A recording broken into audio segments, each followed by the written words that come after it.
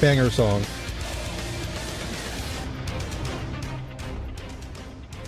Banger song, folks.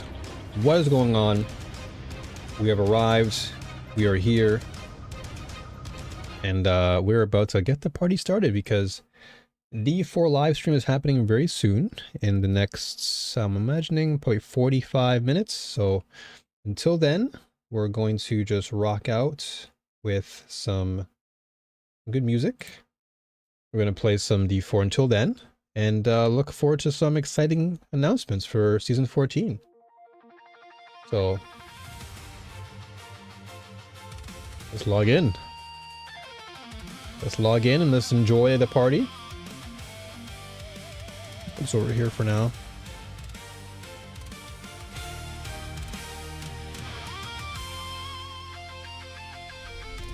Alright. So everything starts at around 3 a.m. my time, so we've got some time until the live stream starts. I'll run a couple maps and then we'll jump right into the live stream. I made sure to get a good amount of rest. I rested a lot, so I'm pretty much awake right now, which is good. Didn't go to sleep at an irregular time. I just went to bed at like around 8:39. And I'm just trying out Druid actually. But we're gonna go play some Paladin. I love my Paladin.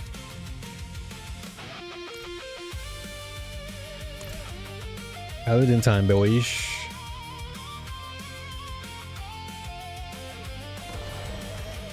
Alright.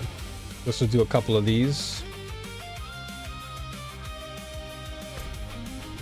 What level am I now? 60? Probably go up to expert now, right? Let me see if I can go up to... Probably do... Let's see if I can do expert. If I can do expert easily, then I'll go to penitent. And we gotta keep going until we hit up, until we're able to get the torment on this. My goal really isn't to hit torment, because I'm just trying to level up just to practice for Season 14, because we're getting so close now. Just a few days away, and we are well on our way to Season 14.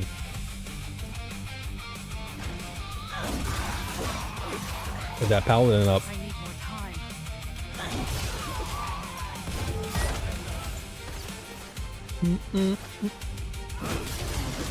A Paladin buffs, please. That's all I'm looking forward to, man. If I can get some Paladin buffs, I'll be very happy. But of course, I'm happy for what Season 14 is going to bring anyway. It's going to be interesting.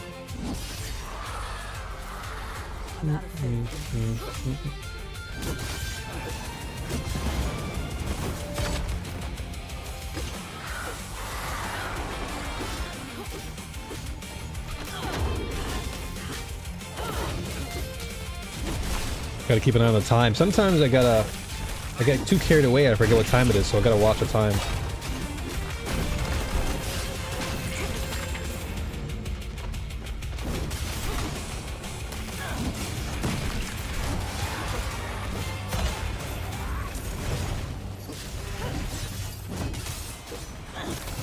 I want to see if they actually buff some of Paladin's basic moves. Because some of these basics, I can feel they're pretty good. They need like a little bit extra juice.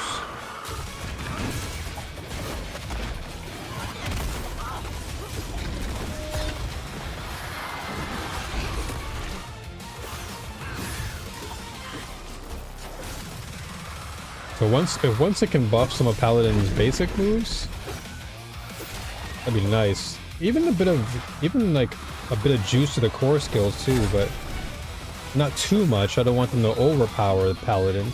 But I think Paladin was pretty overpowered when it came out, for a good reason.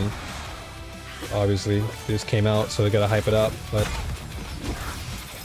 I want them to touch up Paladin just a little bit. Like give the basics a little bit more power all throughout.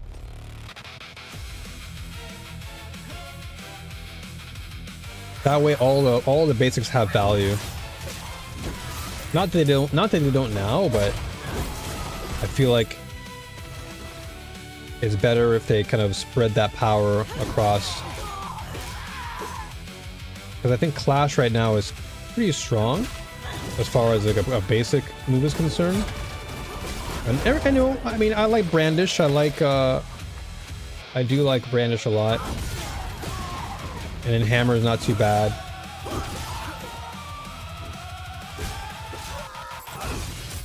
But if they can maybe juice up a little bit more, I'd be happy.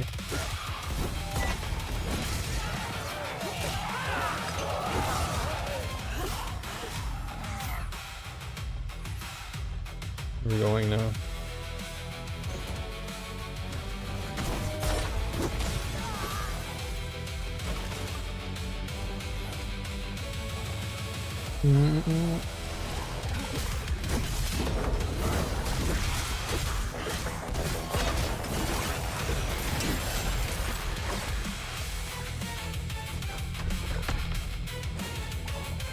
Alright. 75, so about 5 more.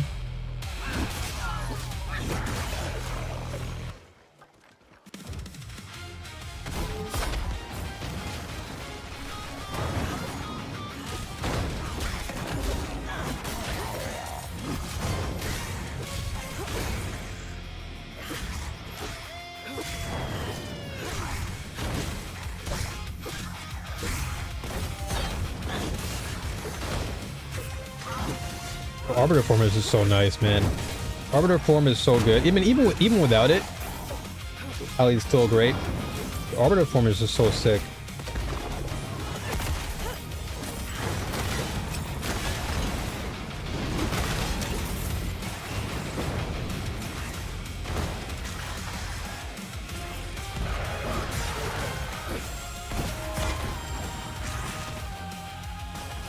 At 92.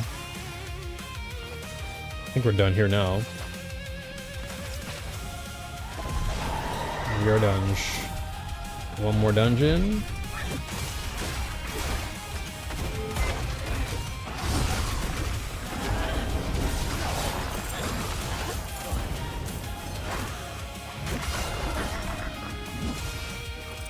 We're out of here. So let's go see what equipment we got first, and then we'll move on. Paladin!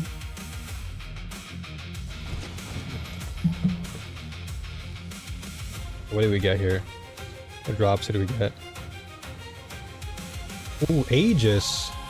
Oh, +3 to Aegis. Hold on, that's actually good. So then we'll have to... Hold on a second. We'll keep that, and we'll just replace Faith Regen.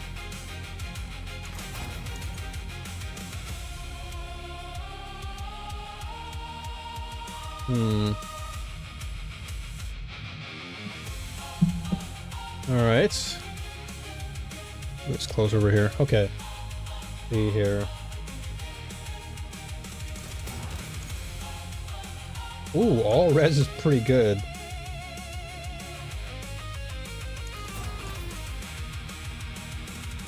All res is pretty good. What do we have on our helmet? We have armor. Okay. So I gotta put armor on that.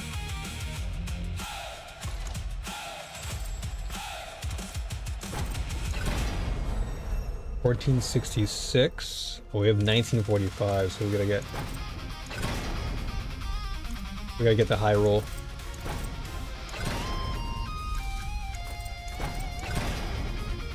$1858.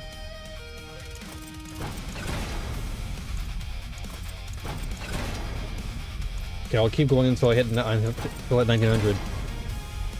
1900? 17, 15,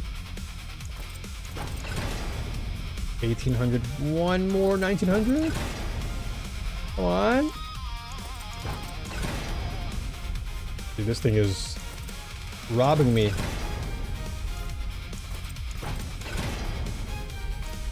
1600. I just want 1900. Come on. 1790. Come on. Come on. 1700. Come on. Dude, this thing is ripping me off. Losing every roll right now. Holy moly. Dude, can I get at least an 8, like a 1900? Okay, you know what? This is as close as we're gonna get for now. We're gonna lose 143 armor, but so be it. At least it boosts us up. We lost so much for that. I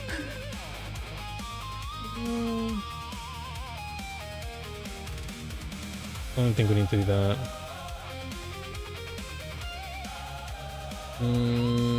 Strength, life. Honestly? So we lose weapon damage, but we could always get that back later.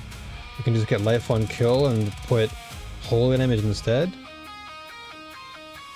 A second.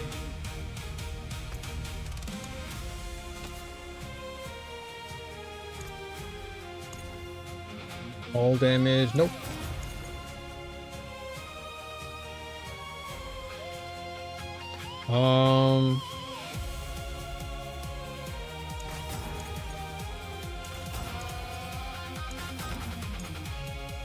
Physical.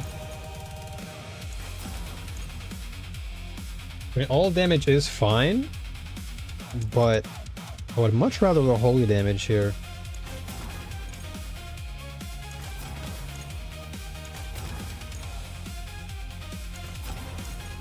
Dude, they're not giving me holy damage at all. Holy damage, please. There it is. Booyah. Alright, now we're cooking. Now we're cooking with the sauce. Dude, we went from a billion. Well, then I've been like making a lot of bills recently, but I had like 900 million. No, I actually had a billion coin. Now we're down to 100. We've been spending to make sure we have a good build so far. What is this now? Oh, Arbiter, that's right.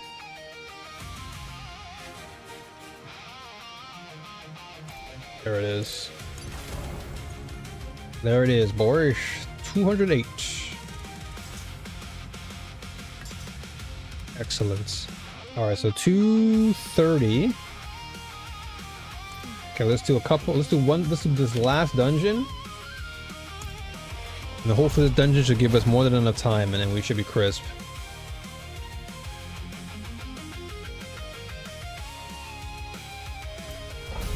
Change this.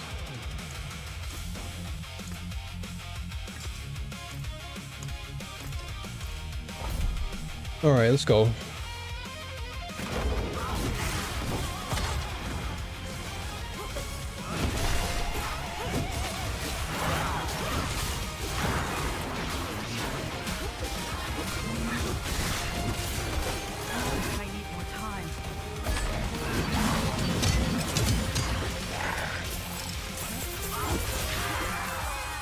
They got deleted. They got deleted so fast.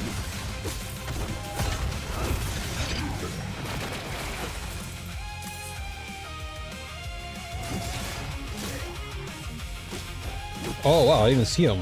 Is he blocking the way though?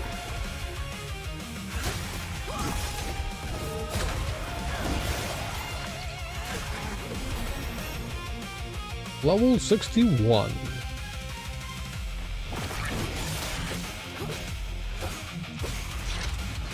Wow, he dragged me all the way over from over there. That's over. You're dead, buddy.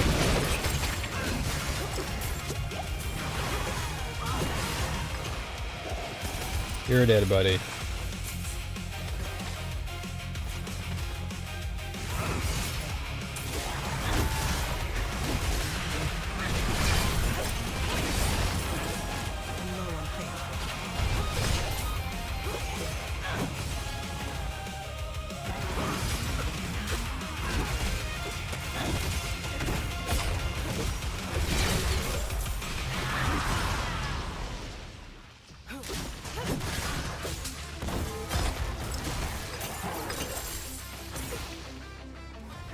Further this.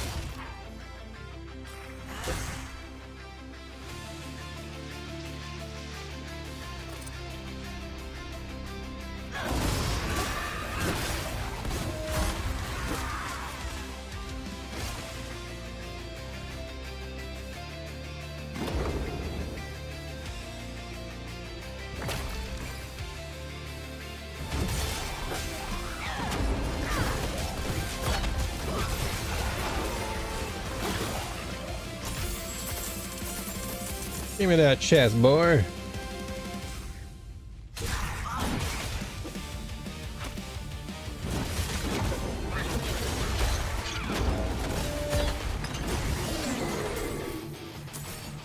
Where's the boss? Take me to your boss right now.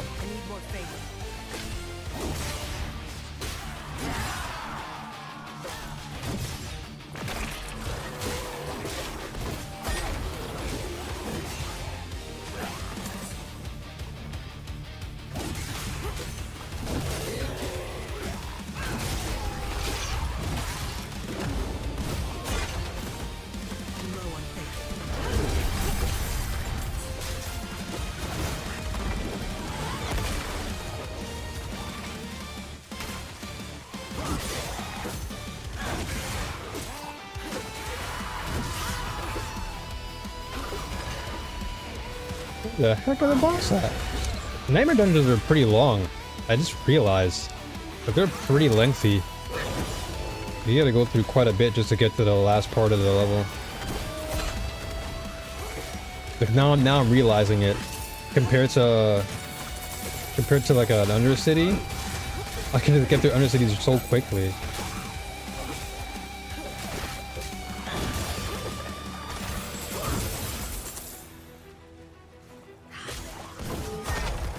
Granted, I'm still leveling this build, but I think if I were to really lock in and like if we're doing this day 1 for leveling on season 14, I feel like I'd probably get through this a bit faster, but for now I'm just kind of taking it easy.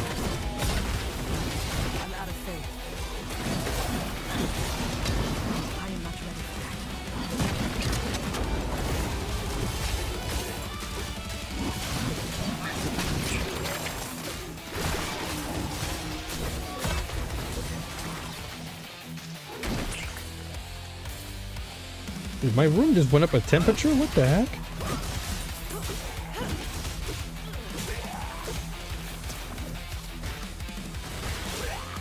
Did I forget something?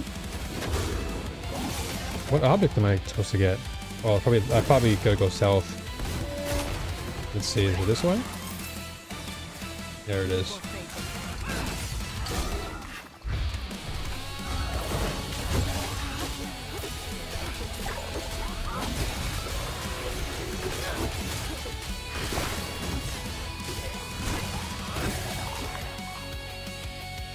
Let's get the heck out of here.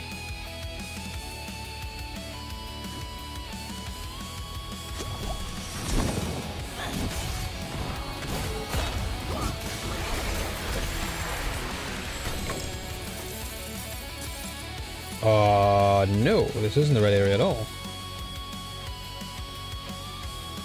Gotta be down south then? Map isn't large, dude.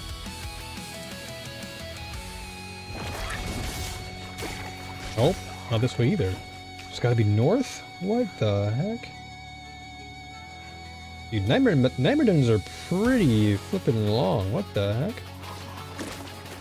Well, at least this one is. Some of them are a bit shorter, but this one seems quite lengthy.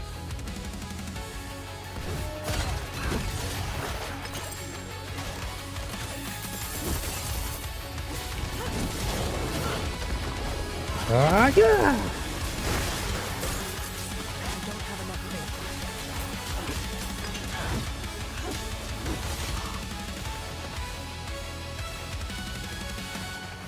There we go.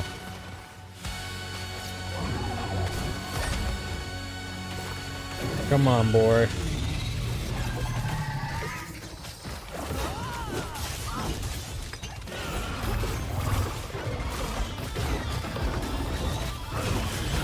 And you're dead.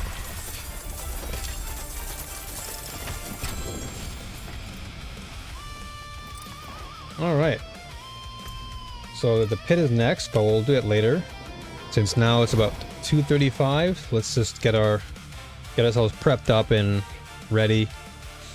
Maybe I'll check the live stream and see if they've gone live. Let me see. Have they gone live yet? Let's see, let me refresh stream. No, so they haven't gone live on their channel yet. So I'm going to assume that they're going to go live shortly. Not yet. Okay. So let's keep waiting. I guess we can do one more then. Because it's what, 2:35? Okay, I guess I should open up my door then, huh? Hold on, give me a second.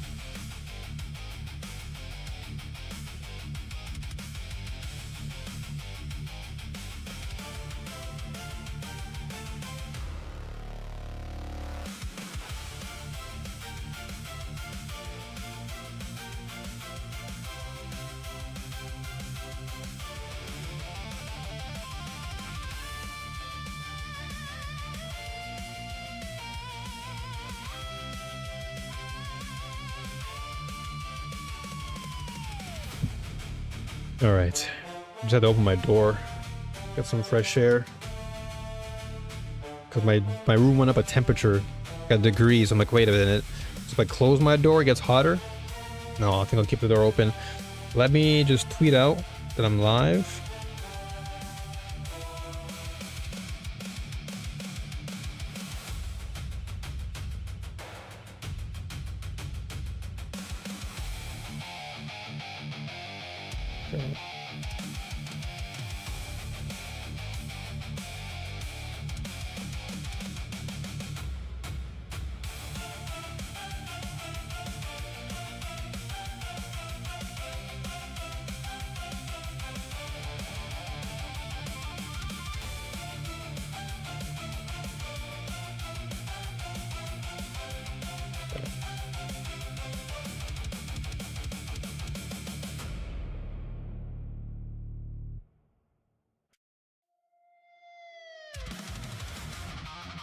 Oops.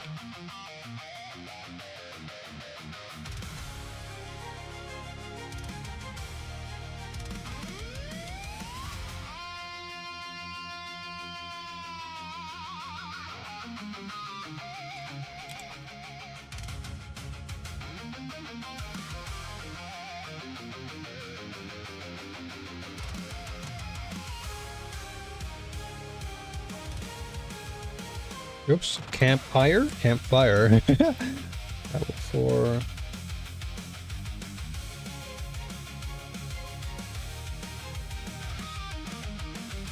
Okay.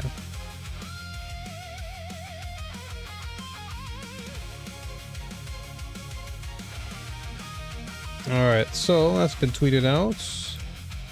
And we're still not sure yet. But they did update the title on their Twitch feed, so that should indicate something is coming. Something is coming. Alright, let's see here. So let's just play a little bit more. We'll look maybe one more map.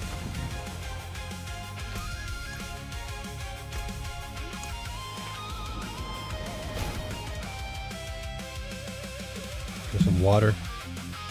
Get myself hydrated for all the hype. So I think I can probably run with... I'm gonna try Penitent. Yeah, let's try Penitent and see how much we can do. This shouldn't take that long either. I hope.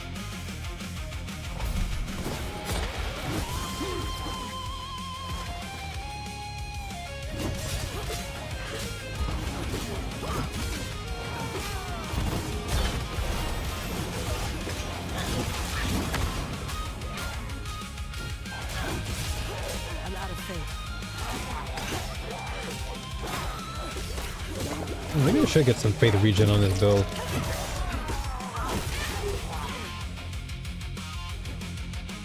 Or maybe we'll be okay long term.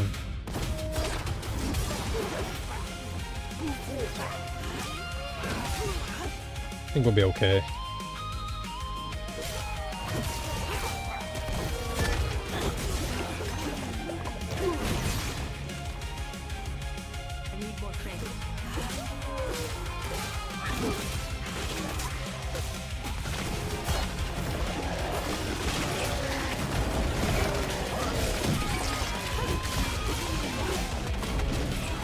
Boom!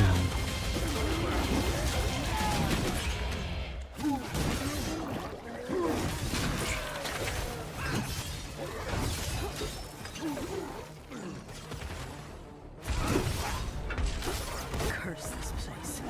I'm being followed. She always says that whenever you get yourself trapped in a corner.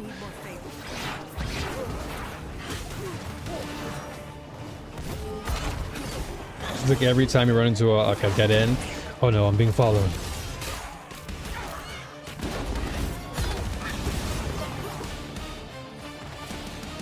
Alright, hit level 2.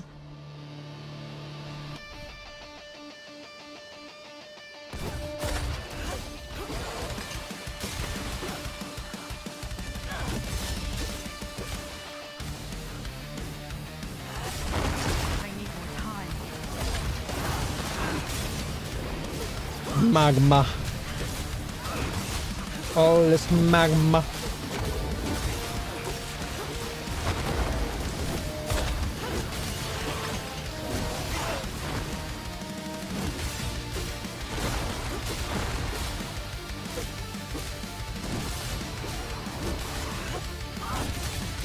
By level 70, I should be able to just officially hit Torment.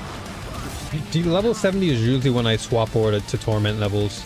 Because by that time we'll have our Paragrons unlocked and then we'll be able to kind of get ourselves through.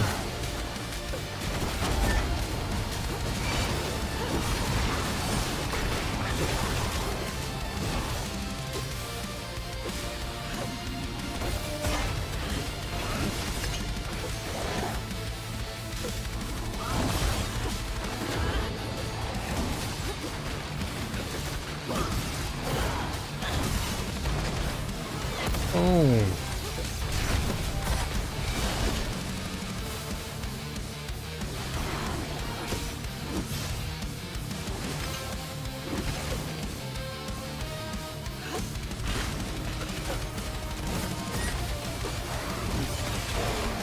Almost done. Almost 2:45, so we got about close to 15 minutes left.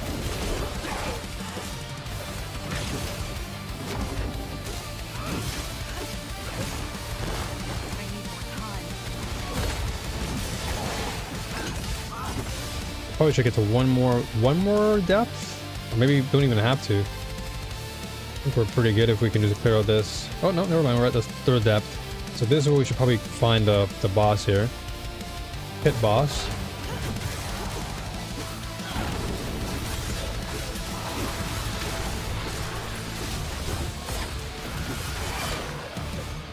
Okay, boss should be popping up very soon.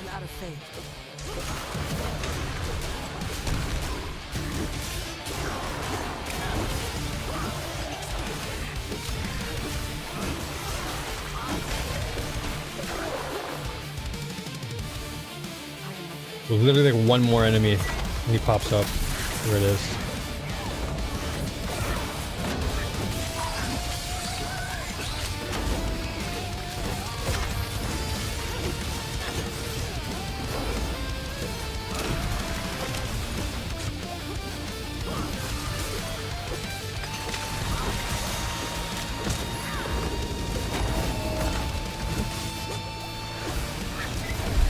And edge.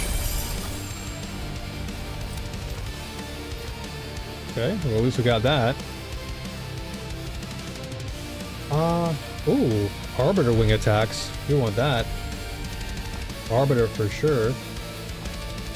Wow, failure? Failure.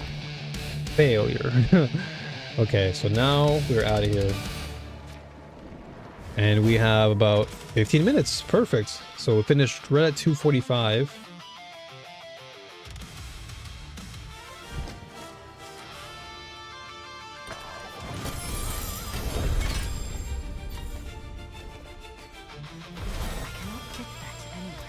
cannot take that with me anywhere. Okay, let's see.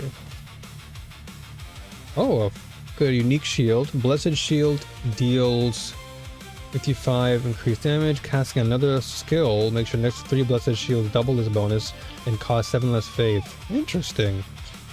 That's an interesting build dynamic there for blessed shield.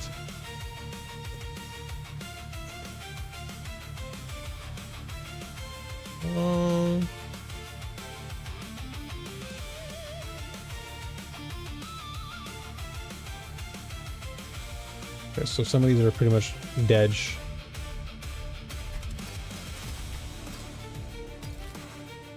This is 750, so we already have a pretty good helmet.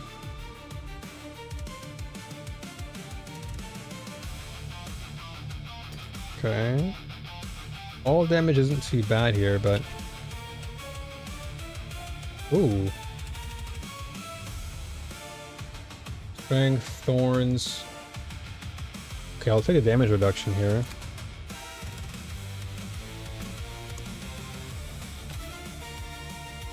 Remove thorns. Ooh, I'll take all res. Yoink. All res is proper. I'll take an all res for sure. Natural level increased by 2.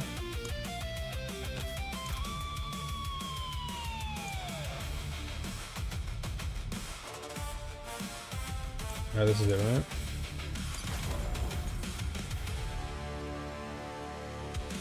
Nope. Boom. Alright, let's see it. Is live stream on now? Alright, we're getting ready. Yep, it's live. Alright. We're out of here. It was great playing a D4. Now we're gonna watch some D4. Refresh. 13 minutes.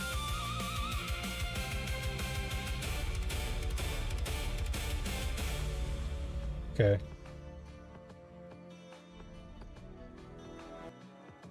All right, let's get ourselves all relaxed. So let me change. Hold on a second. Keep this right here, guys. Keep it one tab open here. Whoa. All right, let's get ourselves all acquainted. Get to see what this live stream is all about. 13 minutes left on the clock. I guess I could have kept playing, but it's fine. We can wait it all. We can wait a bit. We can wait. All I'm looking forward to right now, seriously, is just give me some Paladin updates. I would like to see some Warlock changes. All right, you know what? Let me get a text file up on this screen right now because I wanna add some of the things I want to see. So D4 changes. D4. So this is temporary anyway. I'll delete it later. What I want to see here is I want Paladin buffs, or at least Paladin buffs. Warlock changes. Maybe some Druid fixes. Druid. Okay, so let me do this.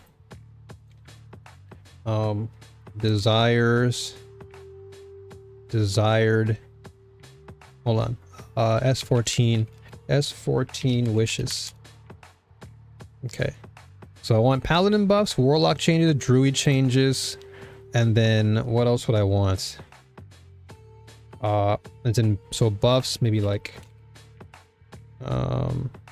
upgrade, maybe like basics. Oh, you know what? Never mind. It's probably too large. These are probably the 3 I want. There's what else do I want though? Ah, maybe some unique buffs. Yeah, I'll probably do that. These are my wishes so far. So this is what I would like to see via season 14. If I can get these things, I'm content. To be honest with you, I'd actually be happy with So let's see here. So Paladin buffs, Warlock changes. Most notably, Warlock. I feel Warlock lacks in the power. Like it has a lot of cool and like unique. It has like a very cool and dynamic playstyle, but what it lacks, I feel, is yeah, it needs some like basics. Its basic attacks need some love. I think Paladin 2, I feel like its basics outside of Clash is good. It's pretty strong, but I think other basics could be, other basic attacks can be juiced up a little bit. Druid changes, I think throughout the board, because everyone just goes to pulverize, and I don't really like that. So hopefully they kind of spread out that power dynamic across the builds. So that way we can see more Druid changes. Because I might actually just do Paladin and then I may re-roll on Druid. We'll see. Because I was thinking re-rolling on Warlock, but I was playing some Druid last night. It's not that bad. It's a bit on the slower end in the beginning, but once you get the ball rolling, it's actually not too bad. What else am I kind of having an issue with? So unique buffs across all across. Yeah, I guess it goes across all classes. And what else would I want? What else have I experienced that has been giving me somewhat of an issue?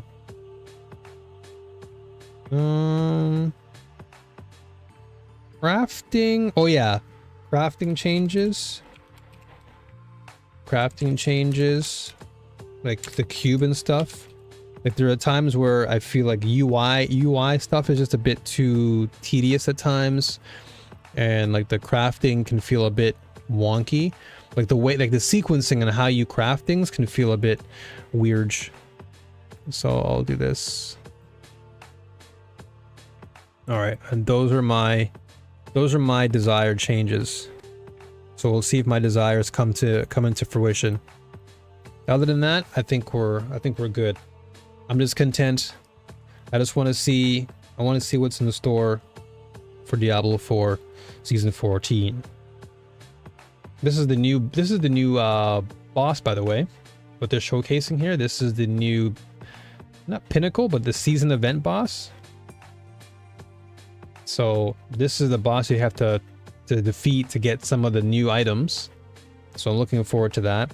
And so I told myself in Season 15, I'm gonna make sure I buy Diablo 4 on Battle.net, because I want to participate in the future PTRs, so I can actually leave feedback and stuff. But I think, you know, now as a creator for Diablo 4, I feel like I should at least provide some general input and leave feedback, especially for Paladin and stuff, since that's going to be like my main class. I'd like to be able to just do all that, because right now kind of in a position where I have this theme version, and I can't say I regret it, but it just sucks because I can't access the PTR, and that's like the one thing that I wanted to do. Well, not the one thing, but it was one of the things that I was looking forward to at least participating in for Diablo. Dude, why am I looking so low? No, you know what? It's fine. I guess this is because of the camera.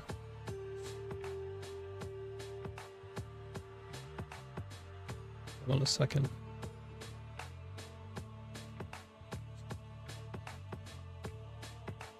It's whatever. I'm not gonna change. I was gonna maybe... Nah, I think we're good. I think we're good. Not that bad. Maybe a little bit of the side piece here.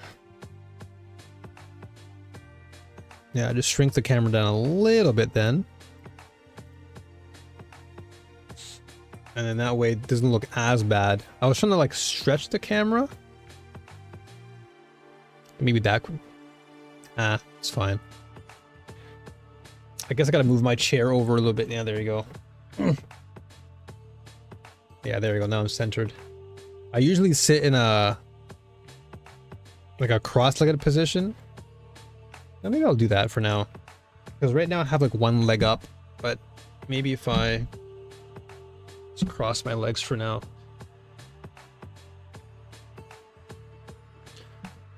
I can't go cross-legged for too long. Otherwise my leg will probably cramp a little bit. But it is so comfortable. For like the first 15-20 minutes, it's so comfortable cross-legged.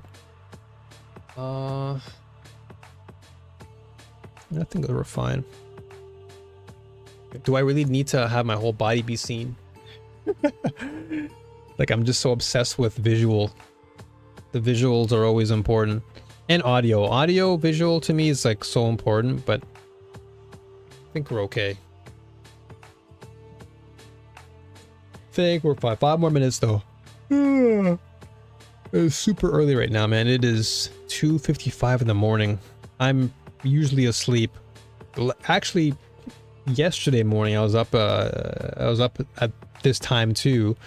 Ended up going to grab some late night grub because it was just I went to bed so early. It was like 8:39 and then I woke up at 2 in the morning.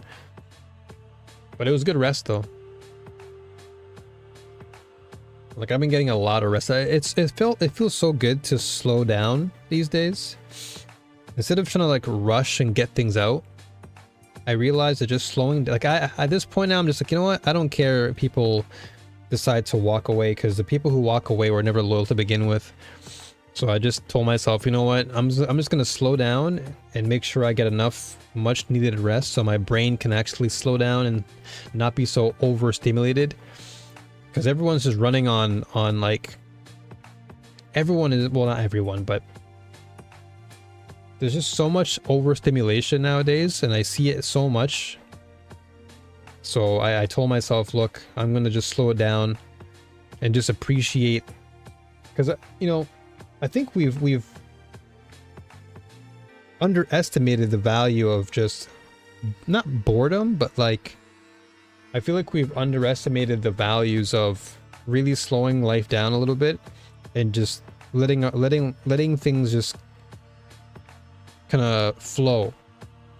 So many people are just like, they're working in fast food mode. Like, everything just has to go fast.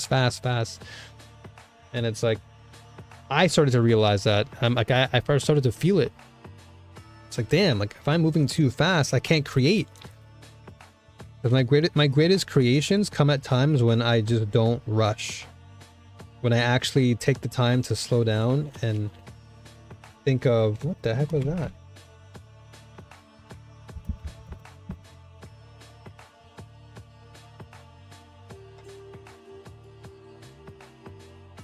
I'm gonna clean my keyboard out.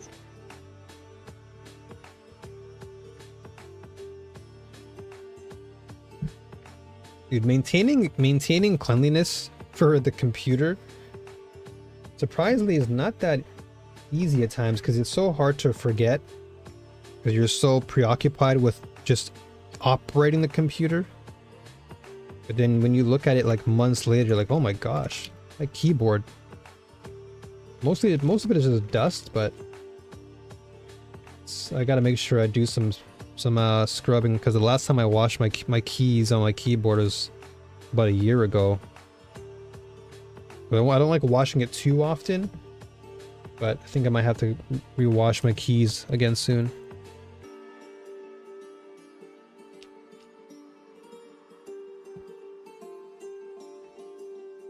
Okay, doesn't matter. We'll get that done soon.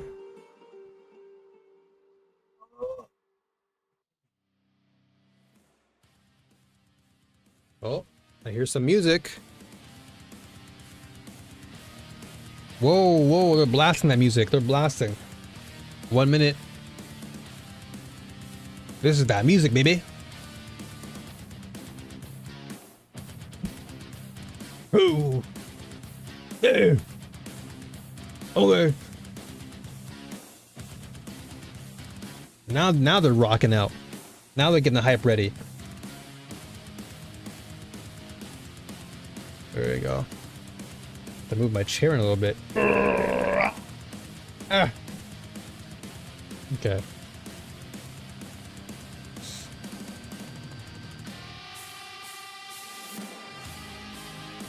A minute is left. Mm.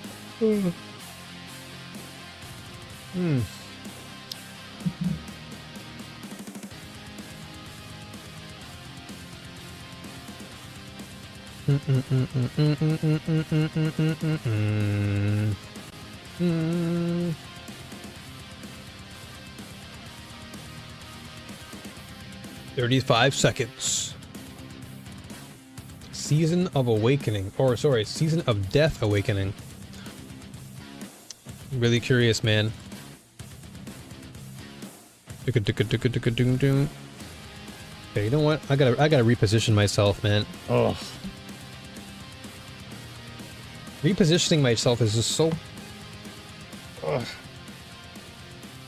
Your seating position is always important. That's how you sit in relation to your monitor is so important.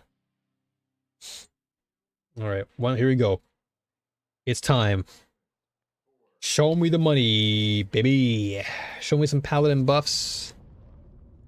Hello everyone, and welcome to the Diablo 4 Season of Death Awakening developer update stream. My name is Marcus Kretz. I'm a community I see Paladin on the shirt. That means Paladin buffs. Today. But first things first, we've got Twitch drops.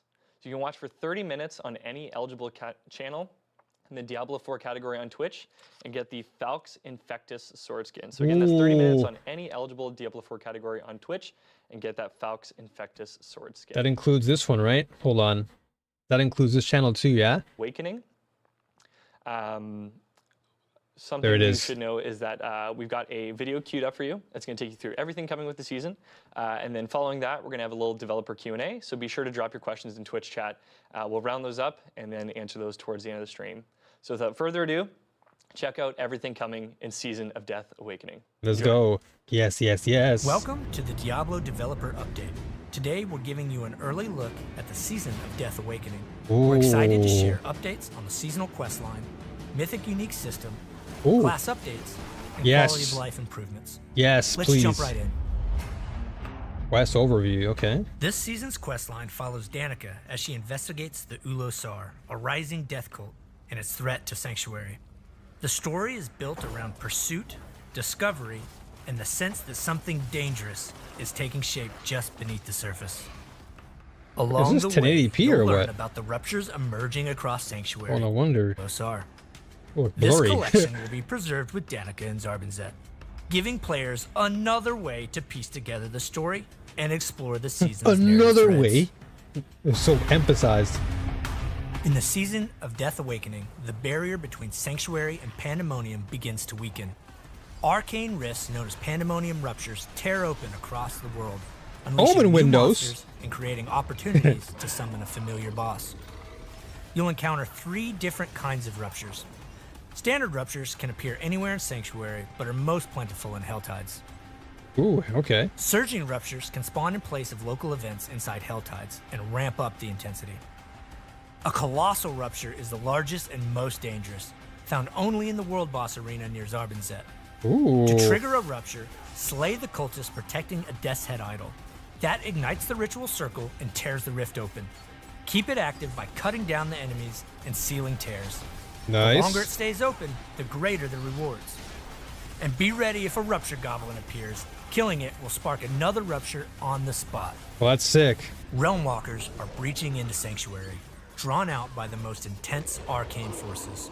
Surging ruptures give you a chance to summon one, while colossal ruptures guarantee a Realm Walker encounter every time. These Realm Walkers are different from before. They are no longer interested in leading you on a chase. They prefer to kill you where you stand and have a new suite of attacks to do it. Defeat a Realm Walker and a portal to the Death Toll Chamber will open. If a Surging Rupture doesn't call a Realm Walker, a furious golem called a Realm Breaker will rise instead. Realm Breaker. Realm Breakers can drop Nightmare Dungeon sigils with the Rupture Affix, which gives a second way to reach the Death Toll Chamber. Ooh, nice. The Death Toll Chamber is a single-room dungeon where the Ulosar perform their mysterious rituals. This is like the boss, right? It can be accessed either by defeating a Realm Walker or by entering a Nightmare Dungeon with the Rupture Affix and engaging with the Ruptures within. Activate the Death Toll pillar in the middle of the room to initiate the challenge. Don't do this to earn me. the best rewards, You'll have 60 seconds to expand the circle out to the edges of the room by killing the monsters that spawn. Ooh. Completing this challenge rewards valuable loot as well as superior layer keys in Torment difficulties. Oh, I see some. You I need see these some keys gems. to open the Corrupted Reaper's Horde. Ah, okay. Lair boss. This season features an all-new boss encounter against a Corrupted Reaper from Pandemonium. The first time you encounter her will be during the season's questline. After defeating her in the quest, Drew, you can we've then got him face with off the against bear. an even more challenging lair boss version that will put your skills to the test. Defeating this lair boss will be your best chance to get mythic unique items as well as the Ooh. materials you'll need to craft them in the Herodric Cube. Very nice. Mythic uniques. This Talk to me. season, every unique item has the potential to ascend fully empowered. This opens the door to enhanced uniques that align exactly with the way you want to play. Ooh, These are acquired either Warlock. as drops in the world or by being crafted through the Herodric Cube or the Jeweler. Mythic uniques come fully empowered, The with Druid? each affix maxed out, including affixes from Tempers and Transfiguration. Ooh, The unique affix is not only maxed, it's also significantly buffed. wow. You'll be able to enchant one of your mythic unique space affixes at the occultist, making it truly your own. The seasonal layer boss, the Corrupted Reaper, has a chance to drop a mythic unique directly. The mythics you already know are now classified as iconic mythics. Iconic Items mythics. like Air of Perdition and Ring of the Starless Skies aren't going anywhere, but they are changing. Iconic mythics now feature 2 fixed affixes paired with their mythic power, giving them a defined identity while opening up possibilities for specialized build customization. Advancing through the season rank awards each class a specific mythic unique as well. Oh, nice. Additionally, both seasonal and eternal characters have a rare chance to find one whenever an ancestral unique would normally drop. You'll be able to craft mythic uniques in the Herodric Cube by converting a unique item with Pandemonium fragments. The currency needed for this is earned by progressing through the seasonal reputation board, opening resplendent caches, or defeating the seasonal layer boss. Gotcha. Okay, You can multiple ways to equip do it. only Nice. one crafted mythic unique. However, you can equip as many naturally dropped mythic uniques as you want alongside the one that you've crafted. Oh, nice. Class balance. Paladin. For class Paladin. balance, we're closely watching how the meta evolves, Come on, especially Paladin. those abilities that naturally rise to the top. Our goal is to make sure that no single option Stork. overshadows the rest, while enabling variety and opening the door to build expression. Exactly. We want you to feel free to play the builds you enjoy without being pressured into one specific choice just because it's outperforming everything else. Thank you. Come The on. Mythic Unique update plays a big role in this. With all the latest additions to systems and itemization, our goal is to make the game feel both fun and functional, giving you more ways to experiment, express Okay, your if I see playstyle, some and druid- discover new builds that If feel I see just some as druid exciting changes, as I'll they be are excited to reroll on this. Barbarian. For Barbarian, Battle Trance has been updated to grant you the Barrage variant of Frenzy for free, while Wrath of the Berserker will now grant a further multiplicative damage increase while active. Oh, okay. No character should ever be completely unkillable, but Barbarians with Melted Heart of Selig and a high amount of resource generation came awfully close. We are reducing the passive amount of fury that Barbarians gain from taking damage. Melted Heart of Selig will still be a great defensive item, but this change gives the Demons of Sanctuary a fighting chance against tanky Barbarians. A bit too strong. Oh, here we go. Druid, what Many we got? Druid unique items have received substantial buffs. Dolmen Stone now deals a high % of Boulder's damage rather than a flat amount. Nice. The Basilisk now causes Petrify to massively increase the damage enemies take from you. Great Staff of the Crone, Mjolnir Ring, and Waxing Gibbous are also more potent. Nice. Good Companion druid Druid changes. builds have been doing extremely well, but are crowding out other options for the class. We are bringing down some of their damage numbers to allow other builds to compete. Alright, patch notes. Necro. For Necro. cold damage-based necromancers, we are updating the Wither Paragon node, as well as the Darkness and Scourge glyphs, to also trigger from cold damage. Oh, nice. This That's opens good. up new ways to scale their damage into the late game. We are reducing bonuses Yeah, that was for what was having many lacking. stacks of overpower, such as from Red Blessing, and Nice. reducing the maximum number of stacks. We're buffing many of the other build options to help them close the gap. Yeah, because I was. Oh, here we go. Paladin, Paladin. We are buffing a wide range of Paladin builds. Yes. Unique items like Light's Zeal. Rebuke, Ooh. Ward of the White Dove, Okay. and Red Sermon all Red have their damage Sermon. increased. Oh, let's as have go. Shield Charge and the Zealot Red Oath. Sermon, I was To Red get you Sermon, I was into the rocking, action dude. Faster, I love the Red Sermon. Judicator Oath now grants its full damage bonus immediately rather than slowly stacking up. And Oh, that's so Heaven's good. Fury has a massively reduced cooldown. Oh, so good. Heaven's Fury is so nice. For rogues, That's such a good Flurry buff and for a Twisting paladin. Blades are getting baseline buffs. Their associated unique items, Death Mask of Nirmatruk and the Maestro, are also more powerful. Of the many bugs we fixed this season, one improved Sky Hunter. This unique bow now properly works with imbuement skills, providing a substantial boost to the power of rapid-fire builds. Yeah, I don't really use rogue, so I can't say, but those paladin changes were good. Sork. For Sorceress, fire builds have been buffed for the season. Oh, nice. Talisman set is stronger, and several key unique items have been buffed, such as Starfall Coronet for meteor builds, and Staff of Endless Rage for fireball builds. Dude, Red Sermon's gonna be Unstable slapping. Current's I duration can't wait for will that. now I've been increase using Red less Sermon per all story. the time, dude. Additionally, we are sharpening the identity of the Boundless variant. It will increase the damage of crackling energy. I mean, Zeal rather Paladin's than coming all the back. damage. Get it bored in the. Several of Spiritborn's talisman sets now have increased defensive benefits. We've also increased armor from defensive options like the Gorilla Spirit Hull and Toxic Skin's Scuttlebug variant. Okay. Sepazontek and Rod of Kepaleke are iconic Spiritborn unique items. Yep, they are. enhancing basic and core skills respectively. Both have been buffed, making them Oh, even nice. more potent if you can find a mythic unique version of them. Ooh. Warlock, there he is. We are buffing some underperforming Warlock unique items, like Agrom's Schism, Rindle of Torbalos, Oh yeah, Agrom. Thrice Woven Nightmare. Agrom did feel a bit Wall weak. of Agony has also received several buffs. Nice. A lower dominance cost, higher damage reduction on the Encircle variant, and a longer duration on the Fallen Army variant. Wonderful. All right, quality of life. Okay, Solo so Self-Found, everything on my also list known checked as off. SSF, Paladin, is for players who want the pure lone wanderer experience. Carving their Paladin own check, path Warlock through check, Sanctuary Druid without outside check. assistance. It's a way to challenge yourself on your own terms. Embrace the journey of true Yeah, I'm doing SSF day one. and level the tower playing field with SSF leaderboards. You'll designate a character as solo self-found when you create your character, and after that, you're on your own. You'll find all your own gear and accomplish Trading your is own disabled, goals. complete. You won't Okay. be able to trade with other players, join parties, or participate in group activities such as couch co-op or the Dark Citadel.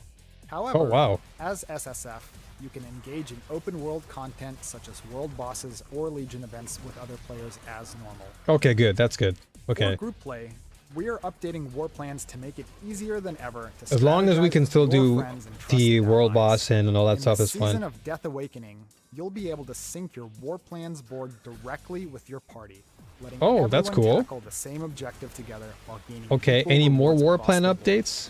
Here's how it works. Your entire party must be in Temis. Once you've grouped up, you'll see a new option, New Plan for Party. Oh, nice. Selecting it initiates a party-wide reroll of all war plans boards for a cost of 2 marks of Eldraine. Yeah, it costs from you the and 1 player who extra. initiates it. Once the group accepts Or the 1 updated extra, sorry. plan, the exact board is synced to every party member. War Plan's That's pretty activity sick. XP has been increased, with scaling improvements beginning at Torment 8 and higher, and the base XP of Infernal Hordes has been doubled. Ooh, okay. Helltide War Plan progress has been updated to require spending cinders, 75 in normal through Penitent, and 250 in Torment 1 and above. Okay, so they really want you to round be. things out, They want you going new through the War map. Plan's quests have been added for both Helltide and Escalation Nightmare activities. Oh, With nice. these changes, we've made war plans smoother, faster, and far more collaborative. Very Whether nice. you're coordinating with a full party or pushing deeper into endgame challenges. This season, we're pushing even further Okay, into player-driven crafting. item customization. Let's give me some We aim to crafting. Keep expanding the ways you can craft your gear that truly fits your build, your fantasy, and your playstyle.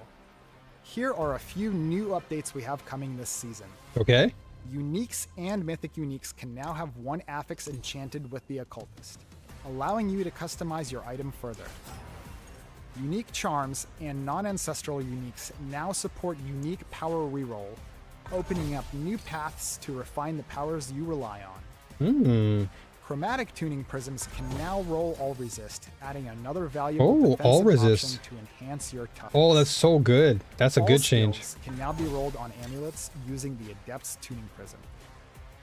Oh, not One of bad. your most requested changes has been added to this season. We are increasing the Obel's cap from Thank you. 2,500 to 25,000. Yep, that's a We're good also change. increasing the gold cap to 999 billion and the gem cap to 999. There you go. That's good. Those are good Added changes. missing minimap icons to Nightmare Dungeon and Pit objects, ensuring you don't miss key features. We've Very also nice. added missing boss trophy items for Astaroth and Bartuk. These can now be amalgamated in the Herodic Cube. And finally, Echoing Hatred keys now drop at a higher rate.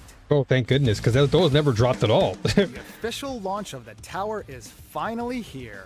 The You'll tower. earn more rewards for running the tower and pushing your rank, with rewards based on the highest rank you've reached during that. Ooh, I'm gonna try this Look season. at the leaderboard UI to see when the next reward window closes, and enjoy the celebratory toast when you claim your prizes. Oh, I'm gonna try this Simply next reaching season higher for ranks sure. earns progression milestones, and there are rank-based rewards for hitting specific ranking goals. Rewards include a Halo and a prestige title. When a new season ends, Halo rewards and leaderboard titles from the previous season will be retired. Oh, I'm looking That's forward to our that. first look at the season of Death Awakening.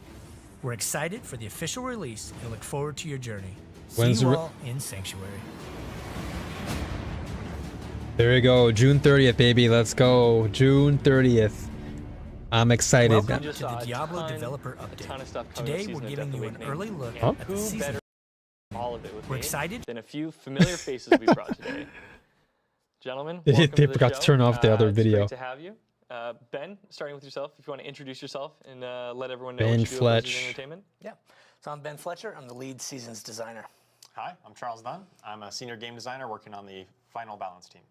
Hey, Marcus got the Paladin outfit on. Let's go, I'm going to Paladin. give a special shout out to Ben because he flew all the way here from Albany, but he also got delayed in Texas for a long time yesterday, so he spent a lot of time trying to get here, so we're really happy to have him. 9 hours in DFW. Good times. He's got the Xbox shirt I though. know it was a few weeks ago, but we did have the PTR where everyone got to jump into the seasonal features. Mm-hmm. Pandemonium Ruptures, the Return of the Realm Walkers. So, thanks to everyone who jumped into the PTR. Yes, and yes. I know one of the things we received the most amount of feedback was on our rework to Mythic Uniques. So we do want to jump into that. And, in particular, I just want to say, Art, we did receive a lot of feedback from the players. What are some of the things they can, expect to be different from the PTR to season release? Yeah, so before I get into talking about PTR and learnings, I kind of want to speak to our intentions a little bit. So we found that, there are many items that could be built, right? But there's a few that dominate the meta, right? Era Perdition, right? So what we really wanted to do is try and elevate all unique items to kind of a higher level of potential. Yeah, I think that's really what I'm most interested in this season or this update for is that a lot of the class-specific uniques that maybe didn't get a chance to shine because they were overshadowed by mythics. Yeah, that in the Red same Sermon slot buff has because got me Era got me Perdition hooked. Really crowded out a lot of class-specific helm items. For example, I something like really, Starfall really- Coronet on the Sork. really didn't am see a lot excited of to play do- because to a lot of those Paladin mythic and helms were just the better. Red Sermon. And so I'm really excited that those items are going to be able to compete with the mythics with this update. Yeah, absolutely. And we're trying to do this in a way that strikes a good balance between giving players options to customize and really, really refine their gear, and also have the moment of drop be really. But honestly, those exciting. Druid changes got So me we're pretty in excited too. I PTR. might try Druid. Obviously, the kind of the for biggest reroll. thing that we want to address is the fixed affix count and identity of unique items, right? Players we heard a lot of feedback saying that unique items didn't really have an identity anymore because of so few fixed affixes. There was also a lot of randomness with crafting outcomes and trying to target specific slots. And so, yeah, we really wanted to kind of refine this loop and make Mythics better. So the first change we made is actually to all unique items, right? All unique items have 2 fixed affixes now, up from 1. Nice. And then in terms of crafting and customization for the PTR, players were able to play around with the cube and unique items. We decided that it was healthier for the game to instead allow enchanting on unique items instead of chaotic and focused reroll. So you're Nice. able to enchant your uniques now. That's and then nice. As far as Very, very for the nice. crafting options, for the seasonal crafting option in the cube, we've updated this to allow you to target mythic items by item slot. So if you put in a one-handed weapon, you'll get a one-handed mythic. You put in a ring, you get a ring mythic, etc. That's good. I mean, that's I a know good we did change. have a lot of feedback on that, Because on that people front, were like not being really, able really to not get the happy. specific item type that you want. So the fact that you can now target farm a little bit Yeah, easier. so you can target farm the definitely helps specific with thing that. that you wanted. Because before it was And I know like, for that oh, seasonal I'm gonna loop get a too, like ring, the and then big you get thing that we'll be doing in flipping season of Death amulet. Awakening is engaging Because it was all within the same chambers, category. defeating the realm walkers. And we did receive some feedback on that front in terms of changing the loop a little bit. So I know Ben, you've been working on that a ton and sifting through that feedback. So what are some of the changes? Excuse me, sorry.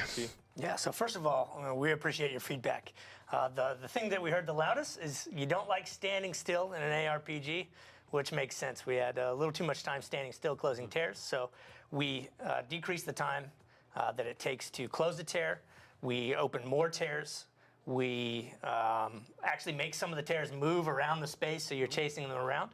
And we That's also good. give you more reasons to explore the space. Now the chests that appear within a rupture have better rewards.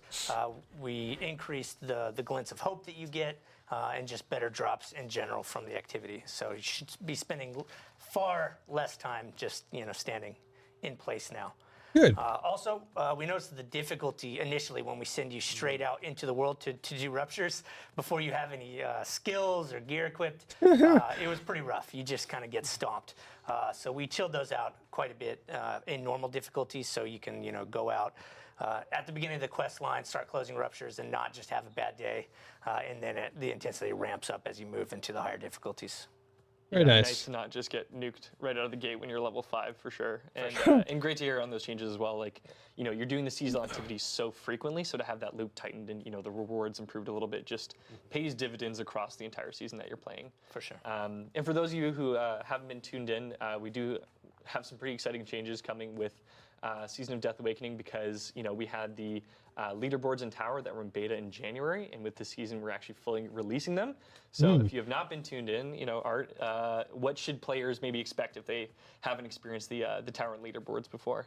Well, yeah, with the Towers beta over, the first thing I want to do is just give a shout out to all the players who, played, sent feedback. It was really, really invaluable. All the hackers, thanks guys. Thank you guys for hacking and exploiting. But we'll fix it. Players who are really competitive can push. There's a I'm rewards gonna- track. I'm They gonna can show definitely off try really, Tower. Really cool cosmetic stuff that they place. And if you're really into the Tower, you might be interested in Solo Self-Found. Solo Self-Found is a new game mode. It's launching in Season 14. Definitely doing it with SSF. It's perfect for the competitive type of player. Yeah, I'm really excited about Solo Self-Found. That's kind of my niche. I really like being competitive and like pushing the limit as much as I can, and really comparing myself against others, and not engaging with trade or parties quite as much. And so I never have parties as much. I've never played this game with party. The true test of the best player, the best build. Yeah. I'm really excited about that. Yeah, I know when we played the overview video, there's a few people who I think were not in the loop on Solo Self-Found, so I saw some very excited people, and Criminon was also very excited to see you today. Art. Hey, Art's here, which is awesome. And I know for competing on the leaderboards and in the Tower, you're probably going to need to be pretty in tune with your build and need to know where, whatever build you're after, where it's sitting. So who better to walk us through, what sort of class balance you might expect for this upcoming season than Charles? Yeah, I'd like to talk a little bit about kind of the class balance philosophy that we had with the Lord of Hatred launch. Kind of spread the power across the board, man. So obviously with the launch of Lord of Hatred a few months back, we had massive overhauls to all of the classes, the skill trees, the items, all kinds of things. There's so many new builds and possibilities that have come out through that expansion and that update.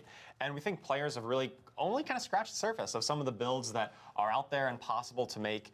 And part of that is because some of the numeric tuning, maybe a build wasn't quite there numerically, the numbers weren't good enough. And so we really took a pass to buff up a lot of those underperforming builds that maybe didn't get a chance to go into the limelight. And on the other hand, we looked at some of the outliers that were maybe a little too high, a little too strong, and they ended up kind of making players feel like you were playing it wrong if you weren't playing these builds. You were, when something is just so much better than the other options, it kind of crowds out those other options. Even you just get pigeonholed into playing that one meta build. The wide variety of builds that are possible in the class. And so we really were focused on making sure that you're able to explore a bit more of the depth that the updated skill trees from Lord of Hatred really offer.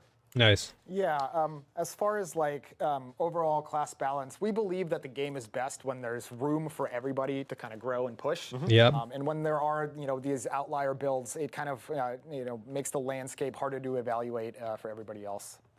Yeah, and so that's really our focus this season is making sure there's a bit more parity, and then that will in turn lead to a bigger build variety of options of what you can play and kind of be competitive with every other build. Nice. Yeah, I love it. And for anyone who's watching, we do have the patch notes that were published a little bit before the stream. So if you want to check out, any specific class changes, or we added the entire list of each inherent affix to each unique, you can go and read that to your heart's content. It's very long. I'm definitely doing So that. go and check those out there. And I know within the patch notes as well, we do have a bit of quality of life scattered throughout. However, we do kind of have a top level of some of the nicest quality of life to kind of tease out. So Ben, can you walk us through what players should we expect on that front? Yeah, so gem fragment drop rate has improved significantly in Torment 10 and above. High tier Nice. gems now return the intended higher number of fragments. Loot rewards from Helltide chests have been improved. Infernal Horde's gold chest now grants more gold. Charms now group together when sorted. The Purveyor of Curiosities in Temis has been fixed and now grants uniques when gambling. And then, obviously, most importantly, you can rename your pets. Oh, yes. Oh yeah. Oh, You got any yo, pet my names, gosh. ready to My go? I'm goodness. definitely going to be naming my pet after my cat Nimbus, a little fluffy. I can't wait to name my pet. Oh my gosh, that's a remarkable one. Great name change, Charles. A couple questions from chat that I just want to hit off the top. One was someone was asking if the drop rates are going to be different in solo self-found.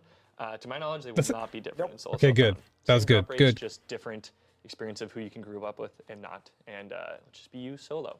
And then there's someone Yeah. else. With the who exception of asked the if world we would add bosses. Kissing to the game. We're not going to be adding kissing to the game. What? However, with that does actually bring us into Q&A. So if you've been dropping your questions in Twitch chat, we've been collecting them on the side. Did you say and now we're gonna walk through kissing them or with third kittens? element. I'm gonna All right, assume so first kittens question, because we I have think this one dogs. comes from Jedi M4. It is, are there any plans for account-wide war plans? I know this was a big one that we saw Yeah, across yeah, Twitch yeah, chat yeah. as well. So Yeah, I'll take that one. Yeah, so obviously with the season, we've made some improvements to war plans, right? We added party sync reroll, we increased the experience in later tournaments, and buffed up Infernal Horde's base XP. We hear you on the feedback for the per character war plans. We are investigating making this be per partition, which is how Paragon works, right? When you start a season, you start fresh, but any new characters you make during the It season just continues are with your all part par- of the same pool. So Yeah. we are investigating that with war plans, and we'll have more to discuss later. All right, cool. nice. Yeah, I So know we have that's to a- wait for that's a big that. change people have been, Unfortunately, but asking for a at while, least so we're gonna they've see that acknowledged work it, so on. that's good. Next question comes from Ruri. Will we be able to make custom war plans instead of being forced to run activities we might not be interested in? Ah, We are looking yes. at other ways for you to be able to customize your war plan, have some agency over your war plans playlist. Nothing specific to announce at this time, but yeah, we're looking at it. Okay. So that's probably going to come in Next season question 15 then. from SKK1701J. Can you temper on a mythic roll greater affix or only on a max roll? Temper on a mythic item. Right, because mythic items will always have their affixes max Yes, roll, right? So yes. does that also apply to the tempers that you add on? Yeah, so that applies to anything you do to the item. If you add a temper and it does not roll GA, the temper will be max rolled. When you enchant, all of your enchanting results are max rolled. If Nice. you add or change an affix with the cube, its value is also max rolled. Yeah, that's Okay. really like the value of being the mythic rarity is that all of the stats on it, no matter how you get it on there, are going to be at the maximum value that they can be. Very nice. Okay, that's good. Question here from Narrator Dog, great name.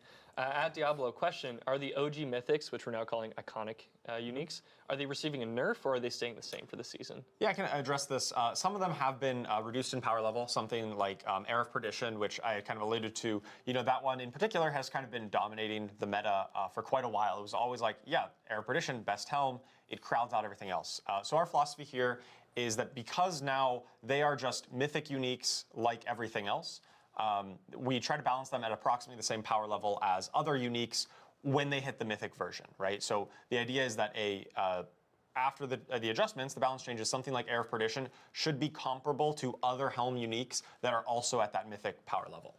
So that's our philosophy. Whereas prior, you know, mythics should have been stronger. They were rare, they were stronger, they were higher rarity. That's not the case. Now they're going to be brought down to the same power level as other uniques. Very Okay. nice. Big Papa Plump. Since Big Tower and Papa leaderboards are now Plump. officially releasing, how often will we have balance updates to the tower Big throughout Papa the season? Plump. And, Flippin' Scott what might Steiner. the cadence be for bug fixes for the tower? Yeah, I think this is goes back to our Good.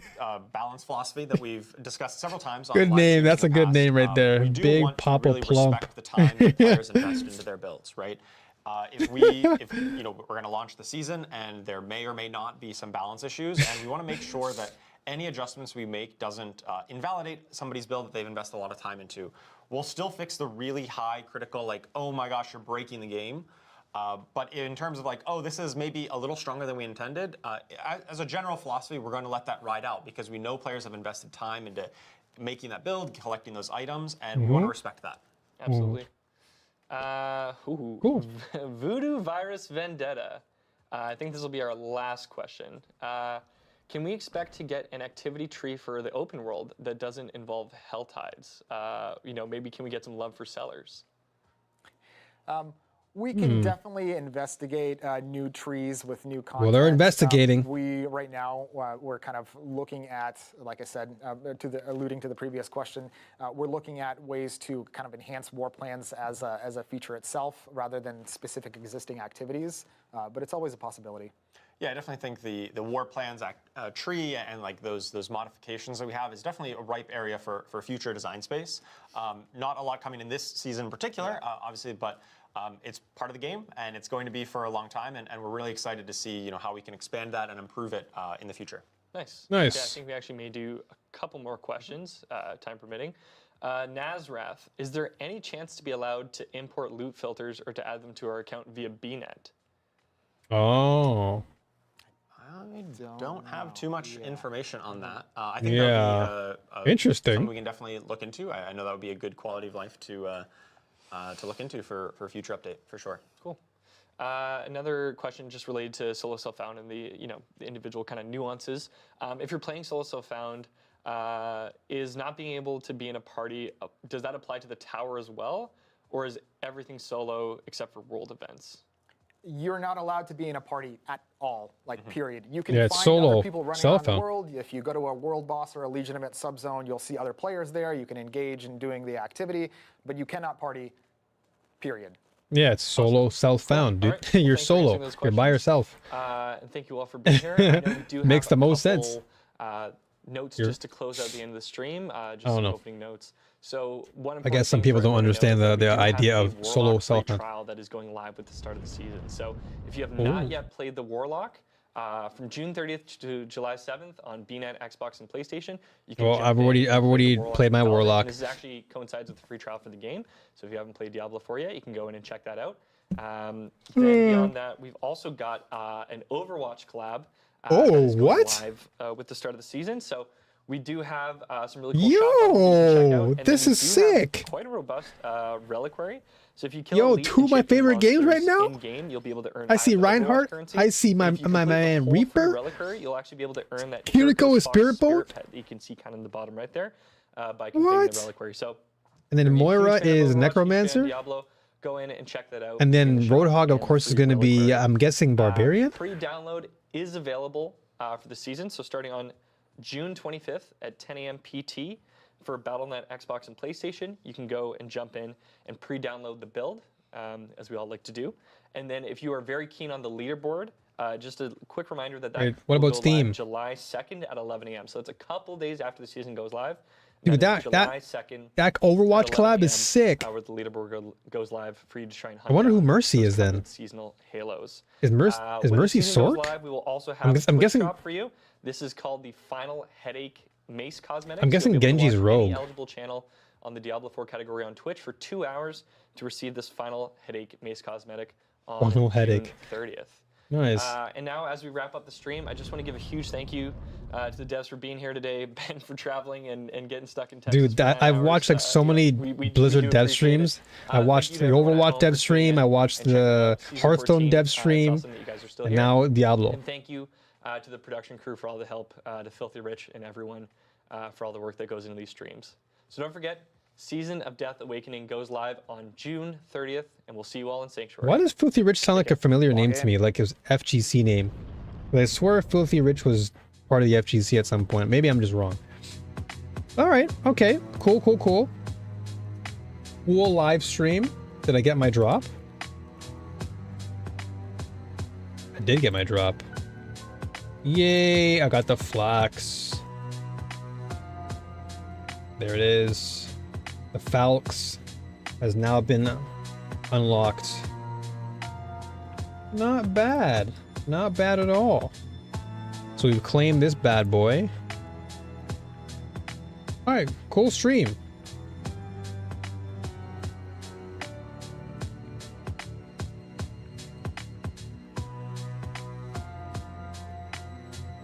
Cool stream. GG. I'm going right to clip this. Alright, so now with that out of the way, we're going to go back to our regular music, and now we're going to go check out these patch notes. I'm pretty sure the patch notes are here somewhere. So let's see, Blizzard. So let's see. Birth date exposed.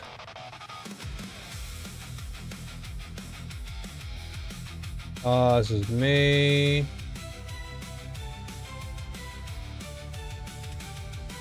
Anything here? Okay. Oh, hold on. Patch notes? I saw patch notes. Dude, how many times I gotta verify for y'all? Okay, June 24th. Here we go. June 30th patch notes. All right, here we go. All right, so updates. Let's turn it down a little bit. Okay, we're gonna be reading this for a while. Okay, so ruptures, the spawn rate for elite monsters and ruptures has been increased. Rupture tiers will now sometimes move around the area. Okay, rupture tears can now be closed quicker. Rupture tears now spawn more often. Rewards for completing rupture and runwalker encounters have been generally improved. Ruptures now spawn less frequently in the pit. The overall difficulty for ruptures has been decreased in normal difficulty, so lower level players can more confidently clear them. Okay. All right, let's okay, so unique item updates. Unique mythic, unique and iconic mythic items can now have affixes altered via enchanting. Added affixes from enchanting, transfig, and tempering are always max rolls when added to a mythic unique. Nice. Okay. Chaotic and focus reroll transfigs have been removed for unique and mythic uniques. Okay, so that was one of the changes they mentioned. The upgrade to mythic recipe in the Herodric Cube now always creates an item for the same gear slot, which is this is right here an important change, because I know in the PTR from watching Woody Joe and everything, this was a very concerning issue, and so this now ensures that whenever you do, you know, upgrade to a mythic for your, let's say, your boots, you're always going to get a pair of boots. That's good. And mythic items cannot be used in the upgrade to mythic unique recipe. Gotcha. Okay. And then we have upgrade. So new guaranteed unique affixes. All unique items now have 2 guaranteed affixes when dropped. So all classes, Spear of Lycander, guaranteed affix weapon damage, guaranteed affix lucky hit.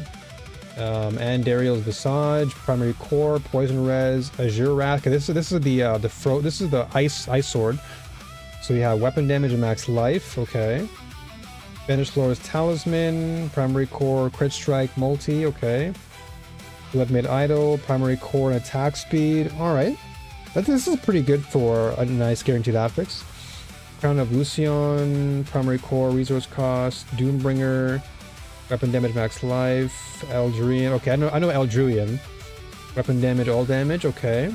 Endurant Fate. This is definitely for Pally, but all classes is fine. Primary Core, max life, Fist of Fate, Primary Core, lucky hit, Flicker Step, Frostburn.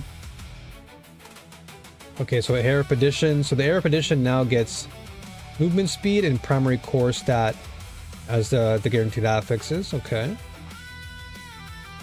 And then we have Lockhorn's Talisman getting a crit strike damage multiplier and primary core stat there.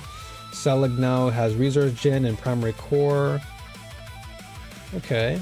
Penitent Greaves, movement speed, primary core. All right. Razor Plate now has 1 to 4 thorns. No longer drops with a 5th core affix. Interesting. Okay. So Razor Plate kind of got nerfed a little bit. Shattered Vow. Signet of Pelgain. Soul Brand. Okay, so the Grandfather. Okay, now it drops with weapon damage and crit strike. Thunder God's Blessing. This was the ring, I believe. This is lightning damage multiplier and primary core. That's not bad. Okay. Tyrael's Might. Wendigo Brand. X-Val's Corroded Signet. Okay, I know this. Dot, damn, okay. Alright, so that's for Barb. I'm skipping Barb. You don't care for Barb. Skip Barb. Okay, so Druid. I'll come back to Druid, since I'm not really familiar with Druid just yet. So I want to look at Pally first. But it seems like a lot of Druid changes have been made. A lot of Druid changes. Necro. Okay, what did Necro get? Blood Moon Breaches, Crit Strike, Blood Wake, skill ranks to Blood Mists. Okay. Bloodless Scream, Risen Grace, Death Grip. Okay, so Necro, interesting. I don't know if I'll go back to Necro next season though, but we'll see. Paladin, here we go. So Arcadia, we now have Max Life and Primary Core Stat. Okay, Argent Veil is now Primary Core Stat and skill ranks to Core Skills. Well, that's pretty good for Argent Veil. So I wonder, okay. So that could include Zeal, among others. Okay. Sir Mateus. Okay, so it's skill ranks to Shield Bash. Okay. Cathedral Song, skill ranks to Disciple Skills. Ooh. Okay. This can be good for the Disciple builds. Dawnfire, all damage multi. Gate of the Red Dawn. Okay. Griswold Opus, Lucky Chance, weapon damage. Herald of Zakarum, Thorns and Primary Core. Herald Morningstar. Okay. Light's Rebuke, I know this one. Skill ranks to Divine. Oh, nice. Okay. So, skill ranks to Divine Lance can be good. But I've been using Divine Lance recently. Mantle of the Grey, Juggernaut skills. Skill ranks to Advance. Oh yeah, so I was actually using it. Okay, this is good because Advance felt kind of weak before, but hopefully this will be nice with March of Stalwart. Red Sermon I love. So Zeal's gonna be sick, man. I can't wait for Zeal Pally again. Sunbrands. Okay. Sunder Knights.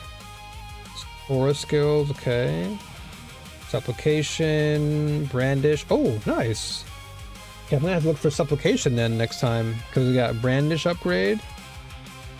And Blessed Hammer for White Dove. And then Auric, Laurel, attack speed and primary core. Okay, Rogue, are we skippage? Don't linear for Rogue. Let's see Warlock. Okay, Sork. I don't really use Sork that much. I'll look at Warlock here. Spiritborn. Man, I miss Spiritborn though. But we'll keep going till we see Warlock for now. My three most interested right now is Pally, Warlock, and Druid. Okay, so Agrom Schism is now max life primary core. Okay, Bindings of Attrition, Armor primary core, Bride of Tor Balus, Molten Bomb, okay, Cage of Madness, Elegy, Blazing Scream, Eye of Bong, okay.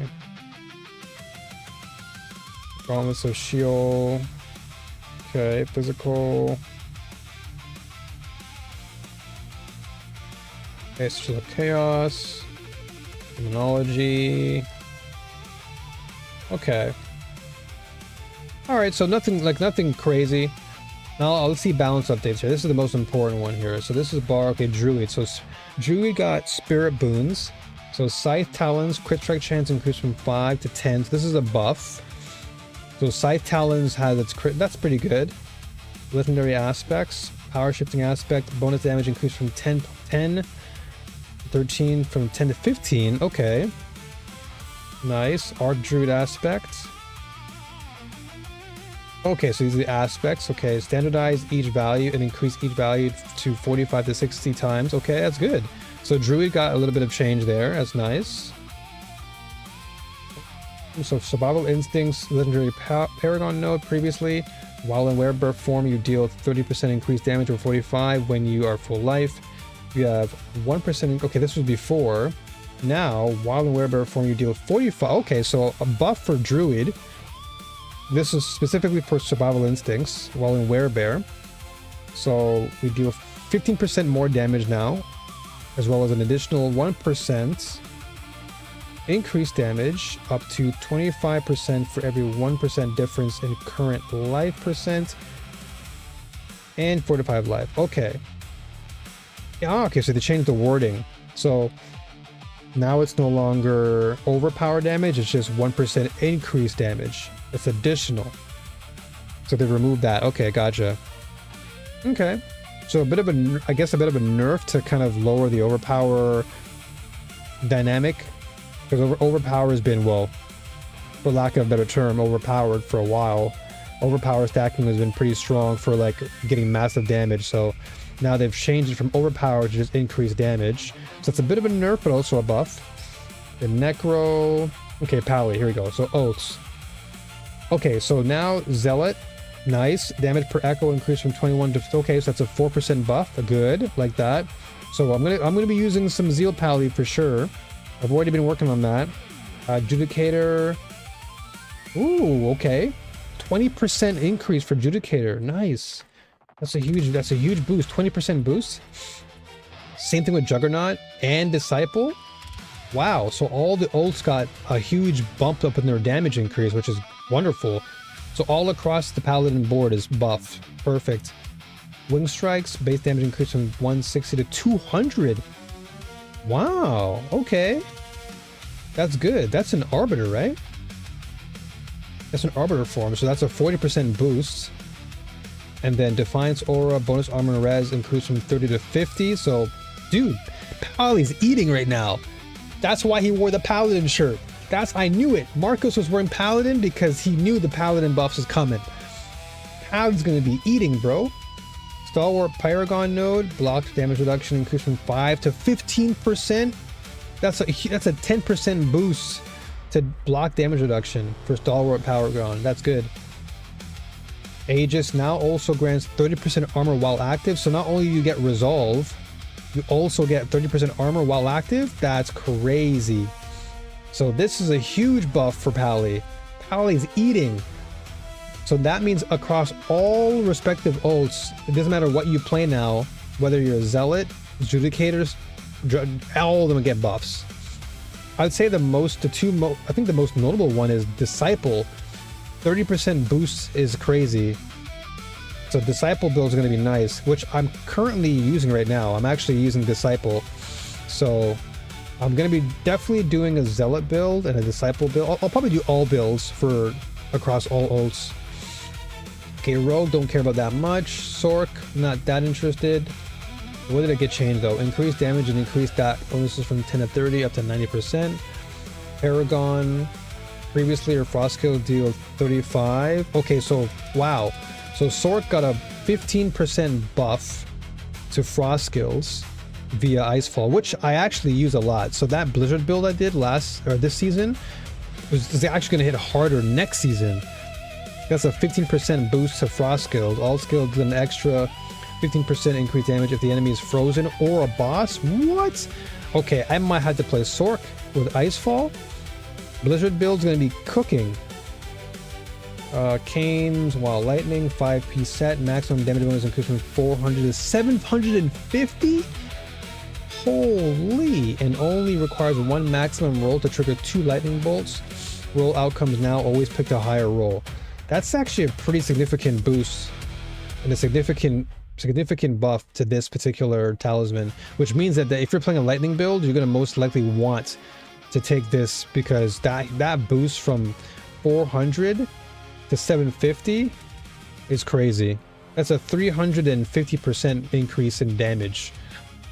And then Balaclava, lose heat every second. Okay, Spiritborn, Russian Claw. Okay, let's see what Spiritborn got. So Russian Claw, Evolving Claw's variant damage now also has using Russian Claw's last charge will refill 4 charges by consuming 4 stacks of ferocity. Okay, so if this is like a ferocity stacker build, then if you want to make a build around Russian Claw. Razor Wings, chance upgraded from 10 to 15. Cooldown penalty reduced from 80 to 40. Not bad. This is actually relatively good. This means that you're going to be able to utilize Razor Wings a lot faster. So they're not really buffing its damage per se, but they're making sure that the actual time that you can utilize it is faster. So essentially, you're boosting the damage without boosting its number specifically. Like you're giving it a faster cooldown, meaning you can actually just use it quicker, which essentially equates to more damage, but you're not manipulating the number itself. That's good. Okay, Warlock, Soul Shards, Legion Shards, Spawn Fragment, explosion base damage for increase from 75 to 150. Okay, that's a pretty good buff. Sacrificial Fragment damage increase from 15 to 20. Okay, Mastermind Shard, Subjugation Fragment, Dominance generated increase to 2 every second. Okay, then we have Apocalypse. Survivor damage upgrade increased from 10 to 25. Umbral Chains. You no longer walk forward when targeting an enemy out of range, and it will instead fire Umbral Chain from your current position. Ah, okay, gotcha. Bombardment, Demon Mangler variant duration increased from 6 to 8. Wall of Agony. Damage increase upgrade is now based on maximum dominance rather than current dominance. Okay. Command Fallen restoration increased from 20 to 30. Fallen Rush current demons now attract on skill bar. Okay. Dread Claws, Ravenous duration increased from 5 to 10. Metamorphosis. Okay. Okay, so Dominion increased from 12 to 20. Okay. Interesting change for Dominion. Gotcha. Okay, so items, Aspect of Heresy, duration increase from 15 to 20. Okay, so they've definitely buffed some volatility damage. Moloch, Speeding Flame. Gotcha. Okay, so Talisman, Chains of Horizon. Okay, so Horizon now, Agron bonus reduced from 15 to 10, so a slight nerf, but the bonus duration increased from 10 to 20. Gotcha, okay. Shadow of Harash, elites are now dominated for 5 seconds. Increased from 3 to... Okay, that's a good buff. And bonus damage versus dominated enemies now affects staggered bosses. Okay. Cool. Because yeah, some of the talismans for Warlock have been slightly weak, so now that they've given it some juice. Okay, miscellaneous. Okay, bug fixes. Okay. Okay, so mythic unique items fix an issue where mythic items could have their affixes replaced through transfig. Fix an issue where non-functional greater affixes could be added via transfig on a mythic unique. Fix an issue where... Okay. Gotcha. Okay.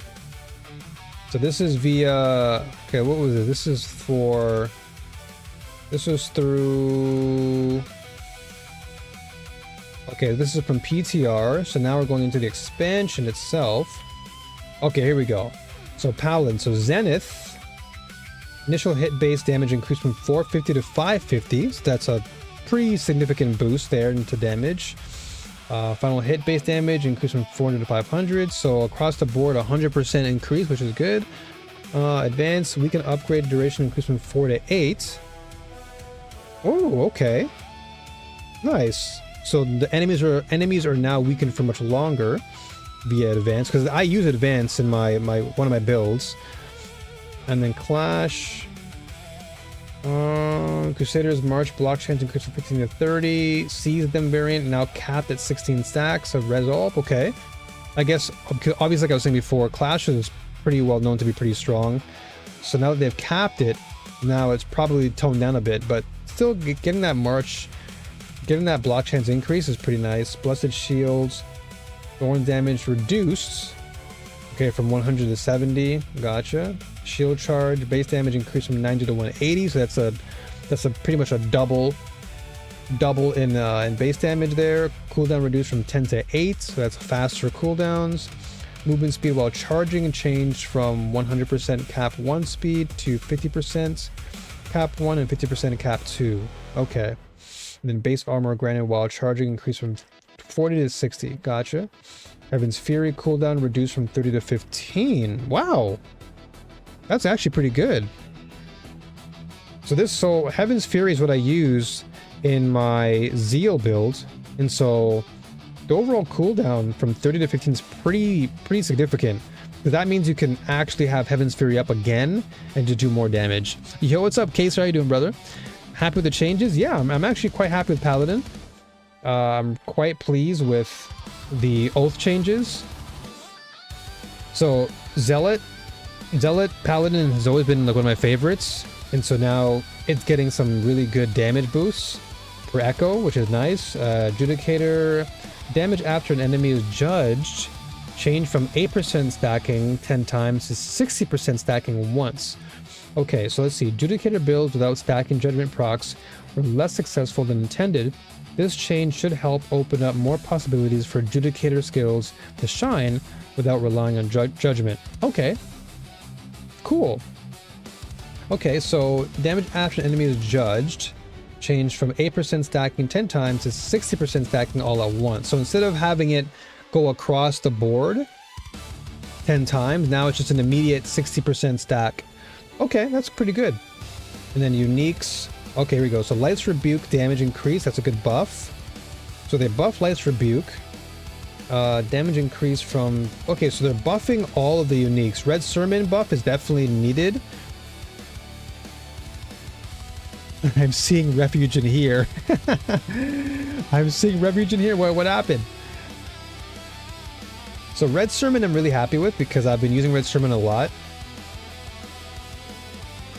Yeah, this is definitely, for me personally, I like Red Sermon a lot. So getting its damage increase from 85 to 100, that's a nice 15% boost. So that's a good change for me. I'm happy with Red Sermon. Sunbrand also good as far as its changes. Supplication, good. I mean, across the board, Paladin got buffs. So I'm very happy. That's one of the things I was wishing for. That Paladin got buffed, and so we're seeing buffs all across the board. Aaron is playing PoE 2? What, really? He went back to playing PoE 2? He's not playing D4? Okay, so Spiritborn. Okay, let's see if they actually buffed anything. So Toxic Skin got buffed. That's a 20% increase to armor. That's pretty good. Armored Hide. So previously it was active in case yourself becoming unstoppable. Now active in case yourself gaining 40% in block chance for 3 seconds. Okay, so they removed unstoppable. Gotcha. Okay, this was before. I think I read that before. Warlock. Command Fallen. I'm surprised he's playing PoE 2. Like I thought he would just keep on playing Diablo 4. Command Volek. Number of overpower stacks reduced because they nerfed the overpower stacks. Number of overflow stacks reduced. Dominance cost increase. Duration increase from 6 to 10. Okay, so they nerfed the amount of overpower you get because overpower in Warlock was pretty significant. So nerfing that's going to kind of hurt, but it's not too bad. Nether Step. Gloomwalker variant now also grants a base movement speed cap 2 bonus. Okay. Fiend of Abaddon, base damage increase from 250 to 280. Okay. Not bad. Terror Swarm, damage increase. Okay, so Terror Swarm is nice because I use Terror Swarm on my Warlock build. So that's the ult. So Terror Swarm now gets a damage increase from 75 to 200%. That's a pretty sizable buff. So Terror Swarm is going to be used a lot more now, I would imagine. I mean, I've always liked Terror Swarm, so it's not bad. Okay, so Rune... Okay, so yeah, Runes got nerfed. We know this. This was from the PTR, so yeah, no longer makes enemies vulnerable. This is the biggest, most notable change. Is it no longer makes enemies vulnerable, which is a huge nerf. But there are other ways to get vulnerable anyway. And then chill amount reduced from 50% per cap to 10%. So less chill amount, which again, it sucks, but basically Saya got completely just... Saya's in shambles now. Got completely axed. Okay. Okay, so Yom previously invoked the Druid's Petrify skill, stunning enemies and restoring primary resource. Now invoke the Druid's Petrify skill, stunning enemies and increasing your crit strike damage against them. So this is not a functional change, but rather an update to the tooltip to reflect the updated baseline functionality of Petrify, as Petrify no longer restores resource and instead increases your crit damage. Okay, got it. Gotcha. Okay. So, Barb, these are Talisman. Okay. So previously, -2 charm slots, but you can equip up to 3. Oh, this was a mythic seal, I believe. Now you can equip up to 3 unique charms. That's pretty cool. Okay. Okay, so Druid, Might of the Den Mother, 2 piece set bonus damage increase from 2 to 3. Storm Shepherd. Dude, I might start trying Druid. I might give Druid a shot. Because Druid is the only class I've never tried in this game yet. I've tried Necro, I've tried Warlock, like everything else but Druid. So I might play some Druid. Okay, Paladin here. Okay, so Cathan now additionally grants 30% damage reduction. Nice, okay. And then Heaven's Radiant Fire, 3-piece set bonus, damage reduction increase from 25 to 30. Okay, this is pretty good. So a 5% increase in damage reduction is also pretty good. It's more tankiness. So Paladin changes all across the board. Happy with that. Okay, so yeah, Quatli has always been a strong talisman set for Spiritborn. So they've now nerfed it. So that way everything else gets a bit more value. Yeah, so Wumba's now getting a buff here. From 7,000 thorns to 10,000. Yeah. Balazon's Bite. So life bonus from 30 to 40. And then Bliss of the Multitude. Okay, so everything but Quatli's got a pretty good change, which makes sense because Quatli's has been like the most predominantly used talisman set for Spiritborn. So yeah. Okay. Warlock. Horizon's Chains. Okay, so they nerfed aggrom damage. Gotcha. Yeah, so they took power away from the Horizon Chain too. Yeah. So it's a little bit of a power nerf for aggrom damage, which is unfortunate, but it's only 1, so it's not that bad. Warlock only got one nerf, but overall I think Warlock is still in a better place, just across the board. Like just based on what I'm seeing here, Warlock definitely did seem to get some relatively respectable changes. The Command Valak one, so it's okay. I don't think it's like going to be a huge bummer for the overpower stacking, but I think we'll still be fine. And then Apocalypse kind of okay-ish. Wall of Agony though.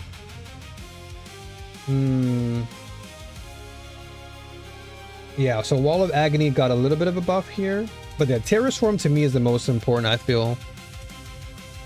Seemed like my build only got nerfs. Dreadclaw? Oh yeah, Dreadclaw definitely got touched a little bit. But I think they're trying to spread out... They want to spread the power across all of Warlock, so... But I know Dreadclaw for most of the season was the pretty dominant used ability, so I think now they're trying to kind of even that out so other things get some more playtime. So this is a little bit, a little bit of an incentive to try other things. I think if I was to re-roll on SSF next season, I'll probably do Terror Swarm build again. But yeah, everything else is okay. Nothing like significant. Because your Aggrom Schism increases your damage, so that's still pretty good. So that's a pretty sizable buff for Aggrom Schism. Oh yeah, APOC, that's right. Yeah, APOC was the most dominant, you're right. So yeah, they definitely reduced that. So this one, yeah, so the damage bonus reduced from 100% to 10. So that is a pretty massive nerf. So APOC, I don't know if they'll, maybe people if they'll use APOC, you know, people, they'll always find a way around it, right? But I think APOC now may not get as much, and so everything else will likely see some more play. But I imagine people will probably still play APOC anyway. But everything else, I think we're good. I think as far as the Horizons chains, I think this is a bit sad, but it is what it is. Now the changes to the Herodic Cube are also good. I like this. All the changes to the Herodic Cube are nice. I also like the war plan changes. Especially when it comes to Torments 8 and up. Now you get more experience. And then Infernal Horde rewards are really good. I like this change as well. Helltide's quest now requires a flat cinder spend amount rather than a number of chests, which is fine. And I think they mentioned when you hit Torment, I think high Torments, now you have to have like a 250 flat cinder spend, which is fine. And additional war plan options have been added, which is okay. And then miscellaneous. Echoing Hatred now the maximum wave cap of 150. And hopefully, I honestly, the whole entire season, I kid you not, I have not seen any Echoing Hatred keys. Have you seen anything? Because I have not seen any keys drop for Echoing Hatred. So I would hope that this fix will ensure that I get to actually try out Echoing Hatred. Because I have not seen it. I have 3 classes I can play, Sork, Warlock, and Necro. The only right way. So I'm probably gonna stick with Pally, Warlock, and most likely Druid now. Druid has my attention. So I might stick with those 3. I wanted to go back to Necro, but I think I might try Druid more. Okay, so Paladin bug fixes. The only Paladin I would play is a kind of Hammerden. Oh yeah, I was playing Hammerden actually. Hammerden's pretty fun alongside Captain America. Just shield throwing, it's pretty fun. I like both of those builds too. Hammerden, Captain America, Divine Lance is really strong now. And then Zeal's gonna be really good for next season. There's a lot of stuff to play for Paladin now. Fix an issue where the Zealot Oath echo damage was not dealing the correct values. That's what it was. Okay, I definitely recognize this, because there are moments where I'm like, why is my Zealot not doing the damage it's supposed to be doing? So now this makes sense. Okay, so they're gonna fix that issue for the next patch. Good. Fix an issue where Brandish could apply vulnerable without the proper upgrade. Ah, interesting. Interesting, okay. I didn't know this was an issue, but okay. Fix an issue where Sword of Mastery for Brandish could apply bonuses without meeting requirements. Okay, fix an issue where the Red Servant unique did not quickly apply Death or Glory to Zeal. Ah, interesting, okay. Fix an issue where the Red Servant unique did not quickly apply Death or Glory to Zeal. Gotcha. Yeah, I'll have to keep an eye on that then. The 26th will get a new season of Dwarven Realms.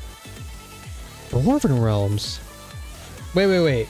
What is that from? Dwarven Realms? What game is that? Dwarven Realms. Is that LE? Is that last epoch or something? I'm so out of it. Dwarven Realms. Hold on a second. Okay, these are all Warlock fixes. Talisman fix. Well, a lot of fixes. War plan fixes. Roger Cube. Miscellaneous. Okay, base game. All right. So overall, I'd say I'm pretty excited for what's to come. For what's Dwarven Realms? Is this? Oh, this Dwarven Realms. Oh. Ah, I see. I've actually never played Dwarven Realm before.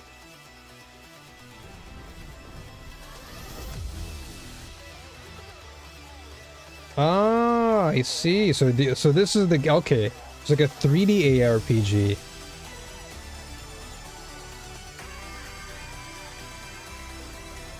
Oh, it's all good. Yeah. So I didn't even realize that Dwarven Realms was here. Is this a game you play?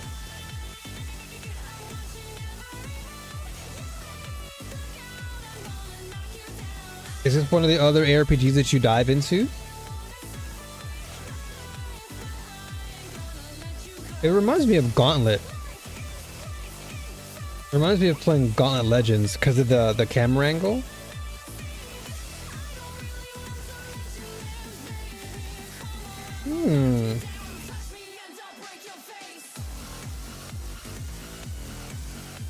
The camera angle is kind of interesting. Very unique camera angle. And so you said it's releasing its new season. Ah, season 6. So season launch June 26. Man, they're they're brave souls though. I have to admit, they're brave souls for releasing their season days before Diablo 4. I gotta give them credit for that. That takes some heavy cojones, man, to actually do. Because to release your update just around the same time as D4 is kind of crazy. But I guess Dwarven Realms has its own its own community, right? I personally have not played it, so I can't really say. I can't speak on behalf of Dwarven Realms, but you can give me all the juice. I have never touched that game before. And so yeah, typically for ads, I run it every hour, just to ensure that everyone can kind of like take a break after an hour, like get up, get some tea or coffee or whatever. So yeah, basically so this is my Zeal build. So I ran Zeal, and so the fact that it's getting a good buff is really nice. So I was very happy with this build, to be honest. I will play Dwarven Realms these days. I like DR. I should try it pretty cheap. Yeah, I've added it to my wish list, so I'll definitely give it a shot. Once I put some cash aside for it. Because I've never actually come across the game before. Okay, so let's see.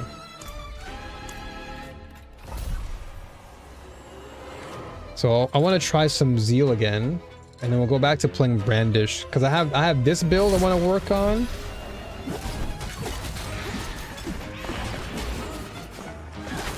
But yeah, so Zeal Paladin I feel now is going to be stronger next season because of all the changes that were just updated.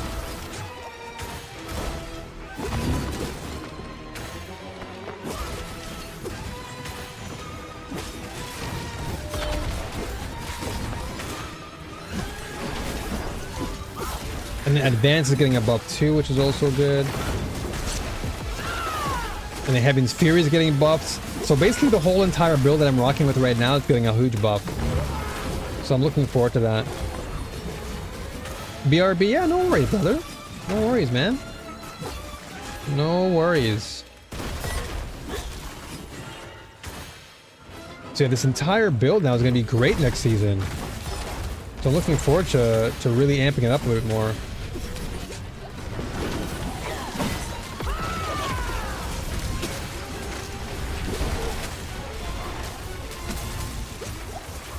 No.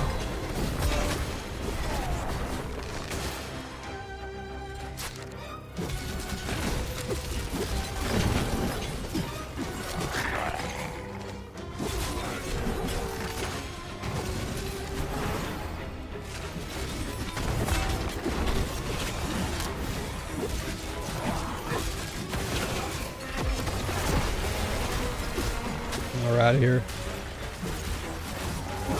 And I love Heaven's Fury so much. It's such a good ult. Like visually speaking, it's such a good ult. And it's so powerful too.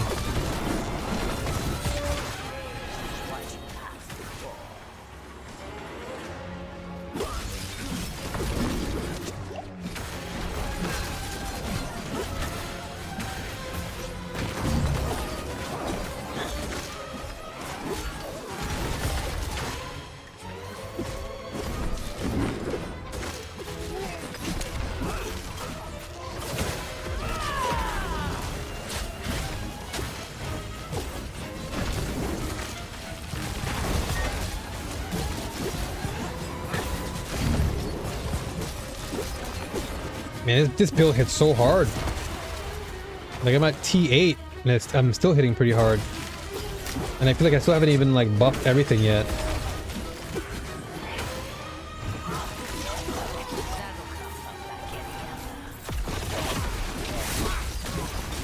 Oh, I see ya. Where is he? Where is he?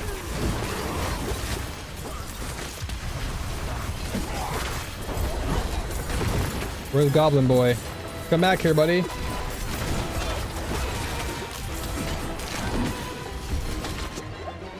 Got you to run away from me.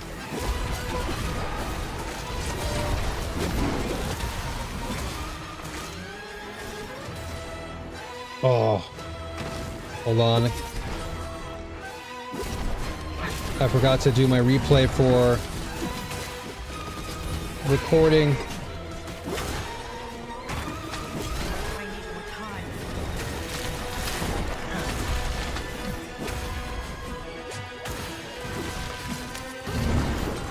But I updated my driver, so I forgot to update all my settings.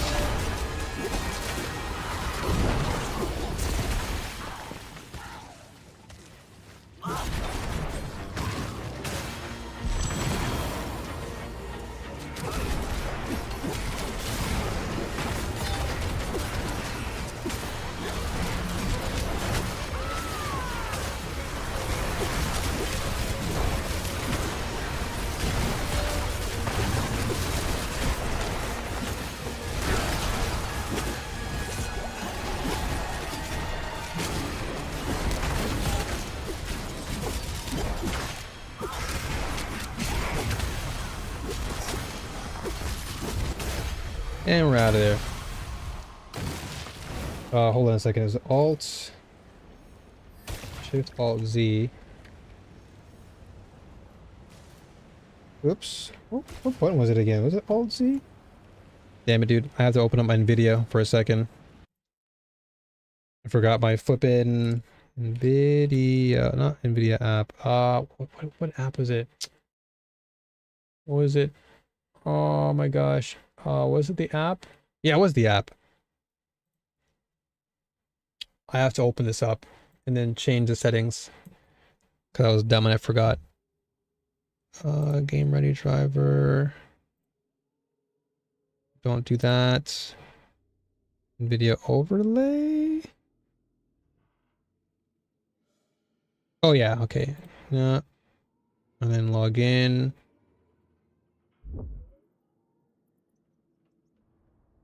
Yes, continue. I'm gonna go through all these things. Oh, I gotta check my email. Come on, man. Just to log in. Yes, it is me.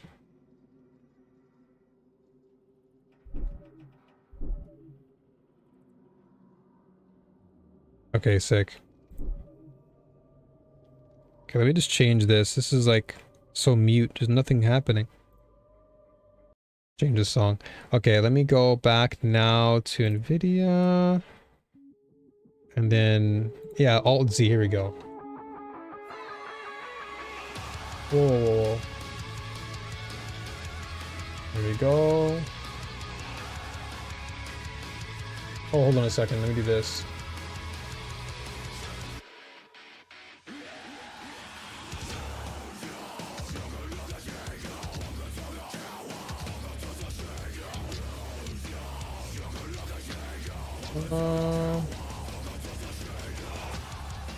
4.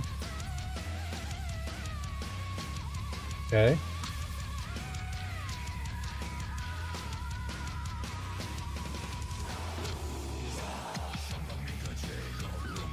For 5 minutes, I only want a minute. This is fine.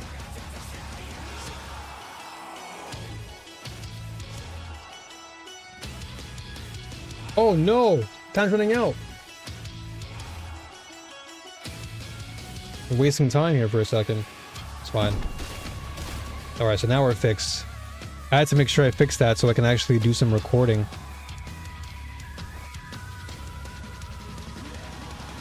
Okay, sick. Alright, we'll make it up. We'll get our time back here. I forgot that, like, yesterday, not yesterday, a couple days ago, I upgraded... Or no, was it yesterday? Yeah, I think it was yesterday. I updated the driver to the latest driver, so... Now we shouldn't be having as many hiccups.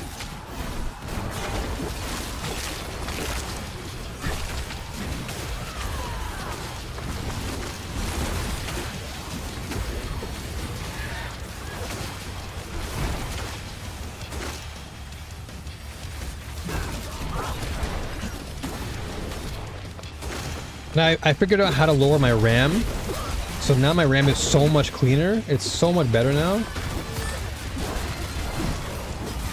It just helps so much when it comes to my games now. So anytime I feel like my computer is sluggish or my game starts to lag out, I now figured out how to lower my RAM.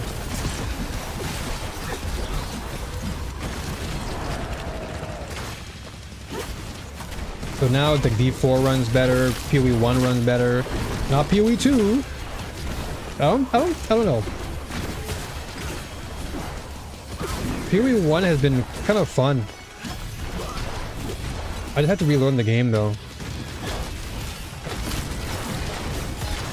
I haven't played PoE 1 in a while, so I had to like reset my brain on how to play again.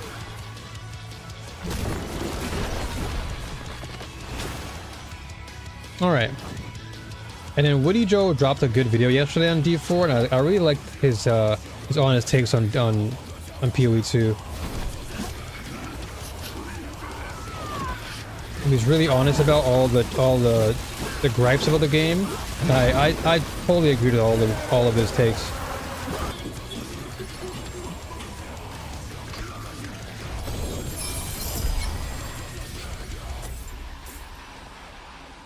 Okay. I don't know what I want to start with for this season. It's either I do Zeal Paladin, which is what I'm doing now. I could either run Zeal Pally or I can do Brandish Pally. There's so many different Pally builds I can do. So many different builds. Cause yeah, I'm rocking Red Sermon right now, and Red Sermon's been pretty good. So they increased the damage on Red Sermon, which is good. So, well, let me go back to the changes.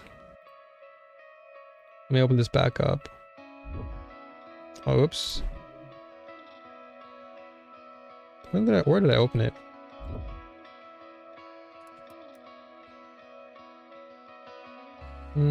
Yeah, history, here we go. Okay, let me just see something. What did they change again in... I need to reference this so I know exactly what they changed for... Okay, so they basically... So when it came to Zeal...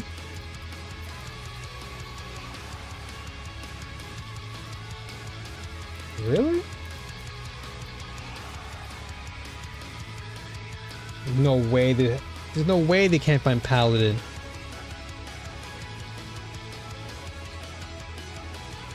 Okay, so patch goes live or pre-download.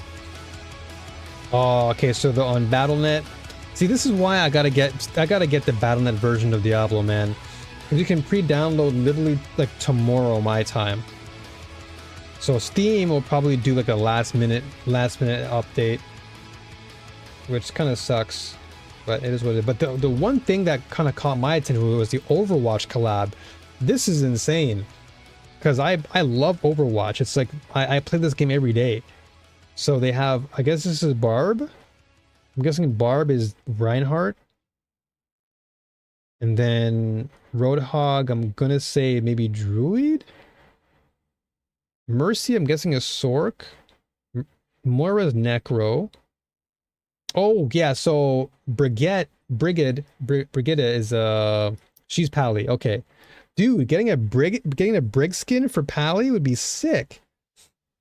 So this is Brig, this is probably Warlock, this is Rogue. And then Kiriko is Spiritborn. And then you get the free pet, I guess. Dude, I really like this collab. Because I love Overwatch so much. I really love Overwatch. It's one of my favorite games of all time. But the fact that they're bringing these skins in, and Brig is on Pally, it's so sick.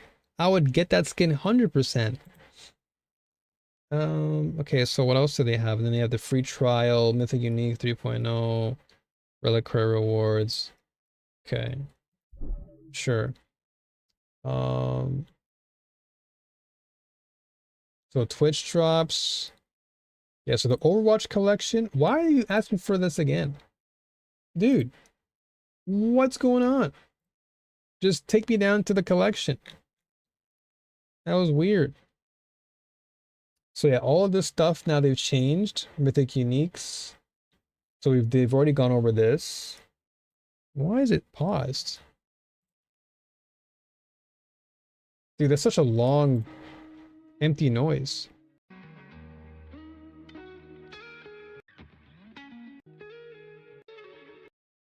Okay, it starts from here. Such a long pause. Okay, so the consistent currency Pandemonium fragments are a necessary material used to convert uniques to mythic uniques using the Heroic Cube. Pandemonium fragments can be earned from the Season Reputation board, Resplendent Caches, and from killing the Seasonal Lair boss. You can also create mythic uniques from the Jeweler using Resplendent Sparks and Runes. Okay. Defeat the Season Lair boss, a Corrupted Reaper for a chance to get a drop mythic chance. Okay. Gotcha. Okay, so important note, you can only equip one crafted mythic unique.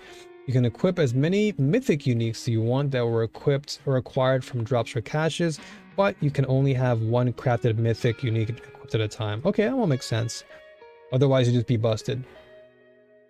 Okay, so how mythic unique crafting works. You can start crafting a mythic unique starting at level 70 in Torment Plus. Okay, so they made sure to clarify this. So you can get mythic uniques at level 70. That's basically once you hit Paragon, and then you hit Torment. The recipe does not show up if you don't meet those criteria. Gotcha. Use the upgrade to mythic function in Heroic Cube or rune crafting with a Jeweler. Mythic unique crafting requires one 850 plus unique item, occupying the slot of the item you want to craft. Mythic unique crafting requires one 850. Okay, it does not need to be the exact item, plus the following reagents per combination. So Heroic Cube, you need 5 Pandemonium fragments, and then with the Jeweler, you need 18. Okay. A unique item for a specific slot will produce a mythic unique item for the same slot, but not necessarily with the same unique affix that you put in.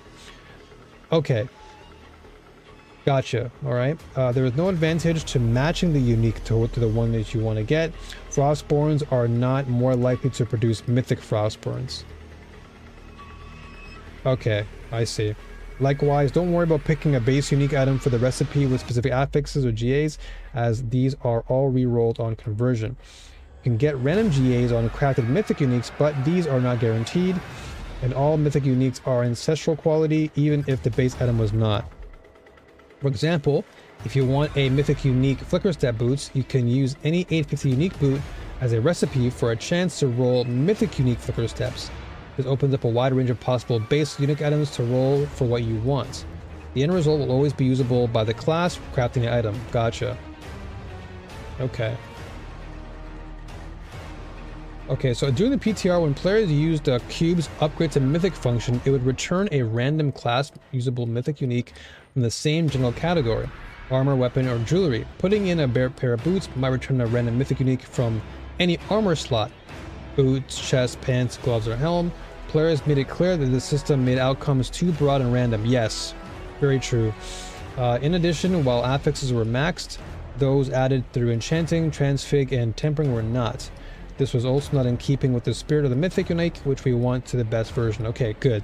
So they listened to the community and they definitely made sure to change that. We heard your input and have made the following changes. Players who put in a unique, players who put in a unique or a specific slot will get back a random class usable mythic unique for that same slot. For example, putting in a pair of unique boots will return a random pair of mythic unique boots, mirroring the way the alternate jeweler method handles these conversions. Good. One-handed weapons, offhands, and shields all share one slot, so a necromancer putting in a one-handed weapon unique may get a mythic unique focus or shield in return, or vice versa. Gotcha, okay. And then during the PTR, we reduced the number of guaranteed affixes on all three types of uniques, normal, mythic unique, and iconic, to 1. Our intention was to open up more room for players to choose versions of uniques where the affixes fit their build better. An example of this is Erudition, a popular item or popular helm for an outside number of endgame builds. One of its standard affixes gives a bonus to core skills. Many popular endgame builds don't even use core skills, making this a wasted affix. However, we heard the feedback from players who felt that reducing the guaranteed affixes diluted the identity, and that the predictability of these items was a stabilizing element to many build concepts. As a result, all uniques, mythic uniques, and iconic mythics will have 2 guaranteed affixes, which is good, preserving what makes it distinctive while opening new possibilities for build diversity, which is good. So that means you have 2 fixed affixes, and then the rest of them are random, which means you can still have some freedom to diversify your build, which is good. And then you can find a list of all unique affix changes in the build patch notes. Okay. And then so tower, I'm going to be doing tower next season for sure. Yeah, tower is going to be great. I look forward to doing that. The occultist will also have the following update. Unique, mythic, unique, and iconic mythic items will be able to have 1 undesirable affix rerolled. Oh, good. Good. That's a good change. Solo self-found or seasonal. Okay, normal hardcore. SSF share their own stash, currency paragon, and more, only with SSF characters. Gotcha. So free trial, couch co-op, and Dark Citadel are unavailable for SSF. Okay. Gotcha. And quality of life. So yeah, we heard about this. Warlock for free. Okay, yeah, this is cool. The Diablo collection. I'm gonna save this picture. This is sick. This is not what I asked for, but it's everything I love.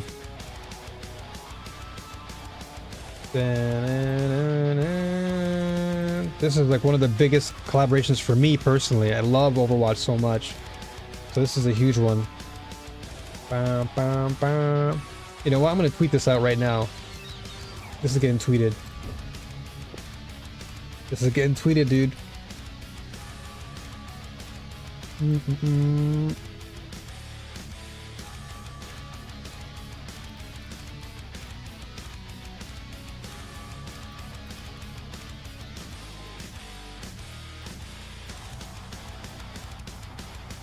Overwatch, dude.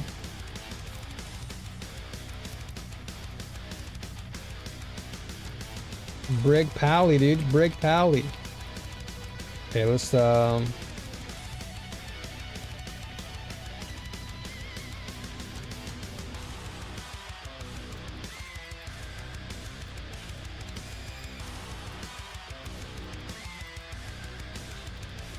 peak. Go.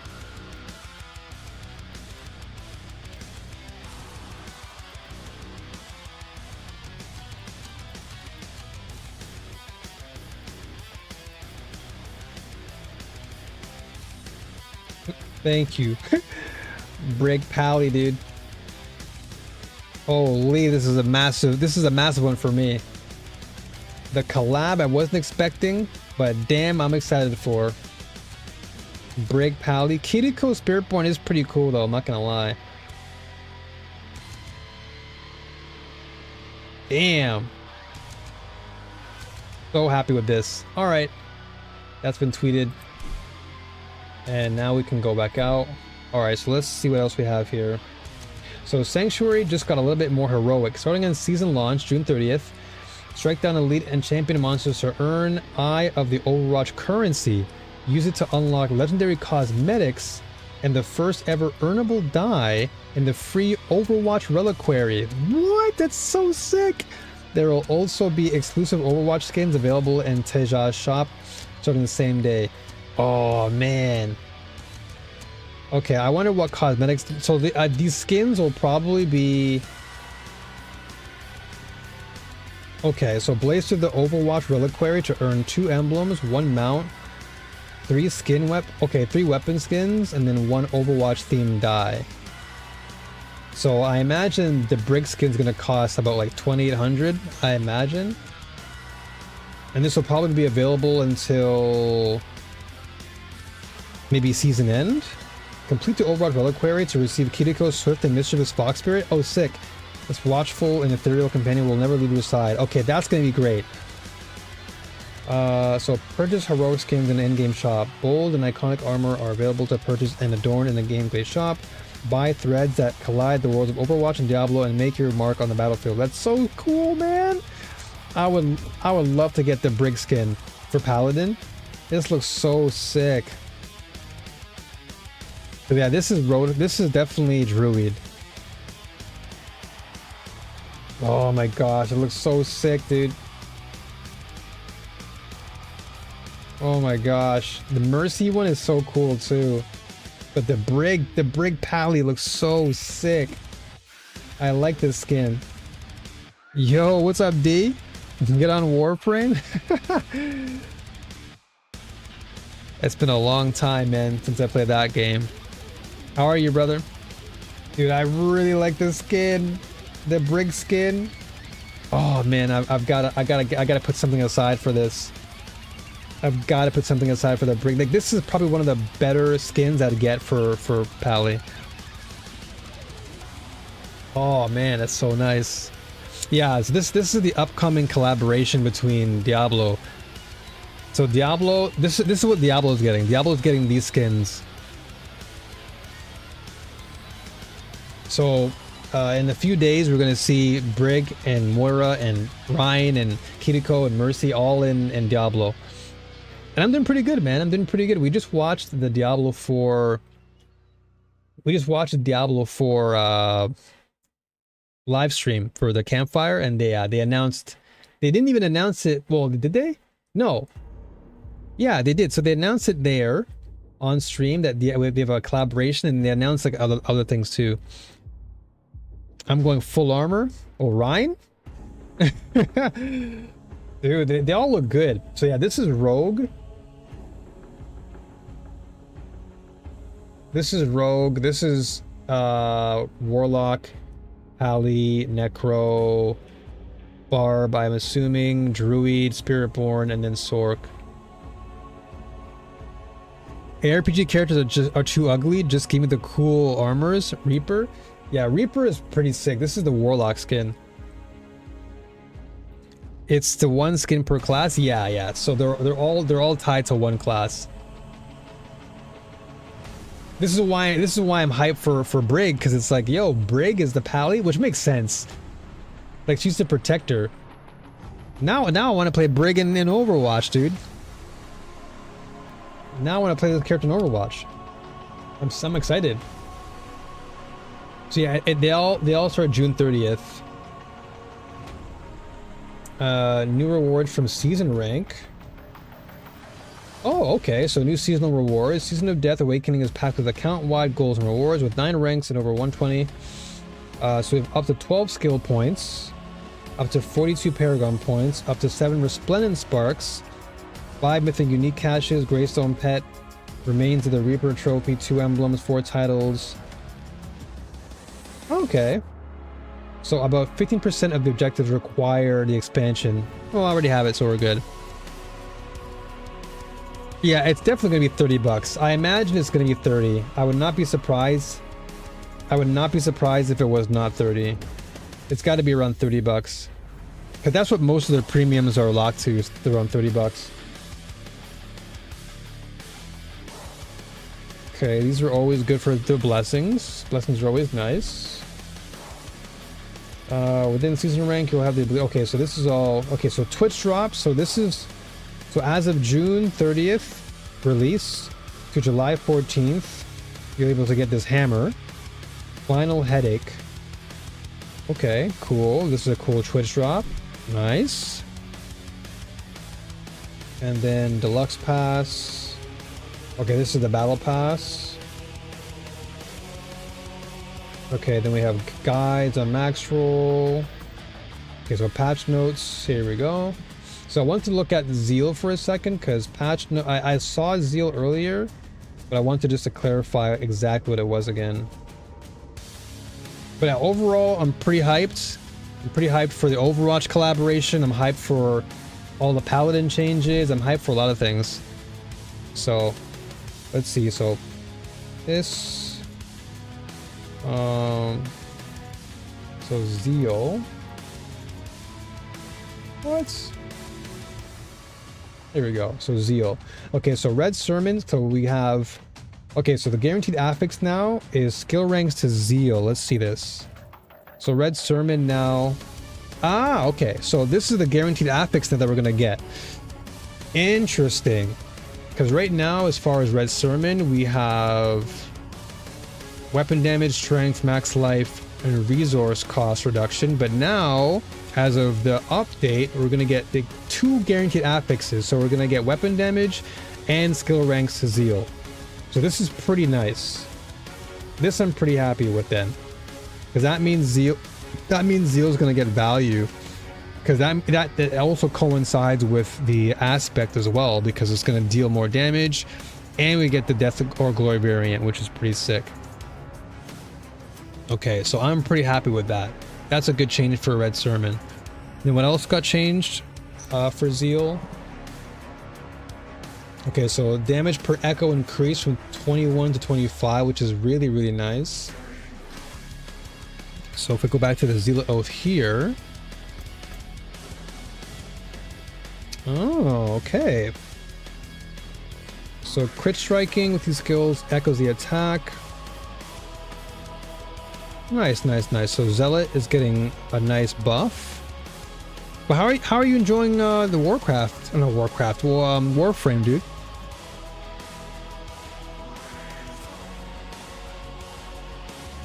Okay. Sorry, Lewis, but I see that you are a bot. You just created your account today. You are a bot, my friends. Okay, so that got updated. Zealot got updated. What else got updated here? Damage per echo increased from 17 to 21. Okay. Okay, so fix an issue with a Zealot Oath echo damage was not dealing the correct values across base skill and all variants. Gotcha. And then that was it, right? Okay, sick. Alright. And then what was Brandish? Just addicted once again? Did they add anything new to the game? For Warframe? Oh, okay, so supplication. Okay, so skill ranks to brandish, which is good. Now what else do they upgrade here? Brandish could apply vulnerable without proper upgrade. Fix an issue or a sword of mastery for brandish could apply bonuses. I see, okay. Okay, so that was about it really. So the supplication I'm looking out for there. I'll look for supplication next season. From last time I played, which was 7 years ago. Oh yeah, they definitely put a lot in the game. If you haven't played from 7 years ago, oh yeah, they went ham. They went ham, dude. Oh yeah, so I can't play this song, unfortunately. This song, Type 3, for some reason. No, was it Type 3? I think it was one of my. No, I think it was it was Kilgore's theme that got me flipping demonetized. So I have to remove this.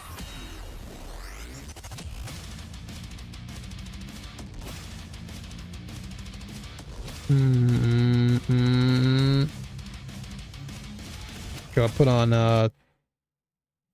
your boy. Okay. So let's see. So overall, pretty nice as far as changes that are coming.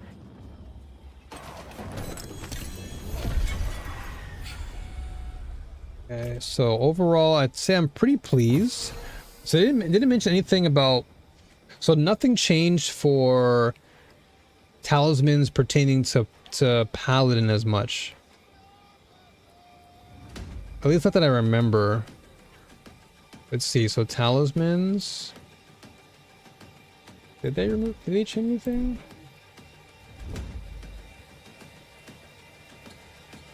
I don't think they did, right?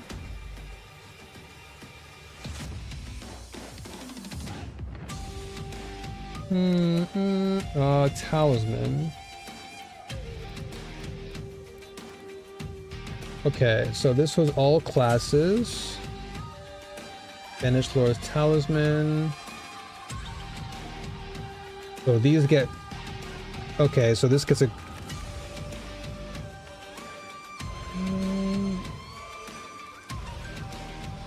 Okay, that's not what I wanted though. Okay, here we go. Talisman. The Druid. Okay, so...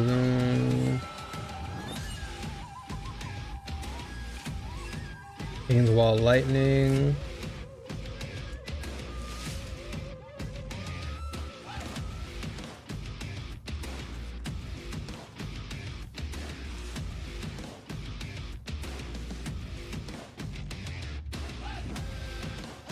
Okay, so nothing really then. There's nothing changed for... This is Paladin stuff, and I don't see anything pertaining to Talisman here.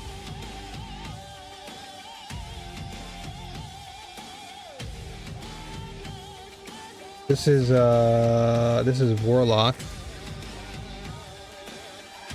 Was there anything that stood out to you as far as like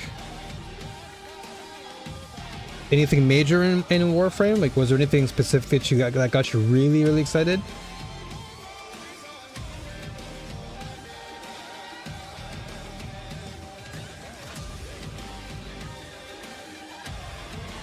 Okay, so here we go. So Cathan's Iron Conviction. Okay, so this gives me 30% damage reduction in Heaven's Radiant Fire. Okay, so damage reduction. Okay, so basically Radiant Fire and Conviction. Buff and buff. Got it. Okay, so that's pretty good then. So nothing really... Yeah, so Radiant Fire here, I got it. Okay, so Radiant Fire... Radiant Fire... Okay, so now, yeah, so it says 25%, now it's gonna get 30. That's pretty good. So this is... That gives you more reason to use Linta then. And what else did they do? Epiphany, so Epiphany didn't get changed. Conviction. Hold on, what was it? It was Iron Scope, Python. Okay, so Iron Conviction. Righteous Will. Okay, so they change it. So 55 aura. So what is it here? Damage reduction increased from 25 to 30%. No, here we go. Now, okay, so it's additionally. So this is added. So this is 30% damage reduction on top of gain 55 aura potency. Your skills gain all their upgrades, and that was on what set? The 3-piece bonus. Okay, gotcha. So your aura skills gain all of their upgrades plus the additional damage upgrade to reduction. Okay, cool. That's a good change for Iron Conviction. Honestly, I like the Deviri thing that they added to make it easier for people to farm Warframes. Besides that, they added a spider frame, which made me really want to get back into the game. Sick, dude. That sounds sick. I mean, from the sound of it, you sounded like really, really excited too. So that to me makes me excited because you're happy about it. It just makes me sad because, you know, now we're seeing whatchamacallit, Destiny kind of melting, you know. So it is nice to see that at least you're happy with Warframe, because that game continues to shine. Will you ever go to like the Warframe or Warframe Con, whatever you call it? I forgot what they call it now. Something con.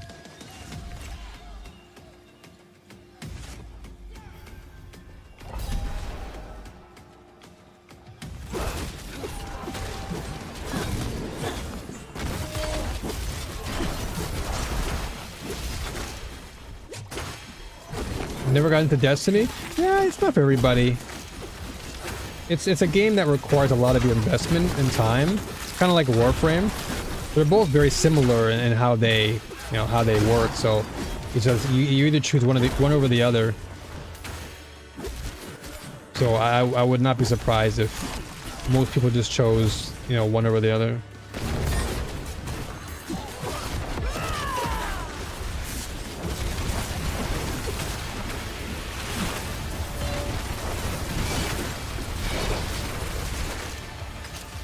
Oh, I see Goblin. Where's dude? Come back here. He's running away.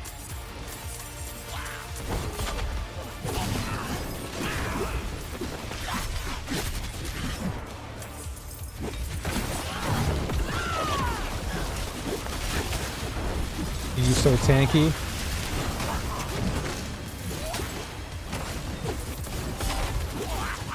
There you go. I had to chase him down for that. Can't let the goblin run away.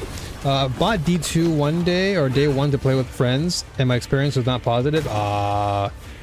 So what was it about the experience that was not positive? Was it just like the pacing of the game, the lore, a mixture of things?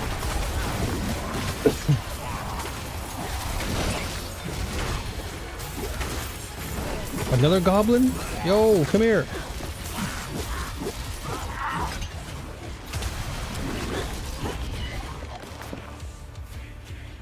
I got some more time.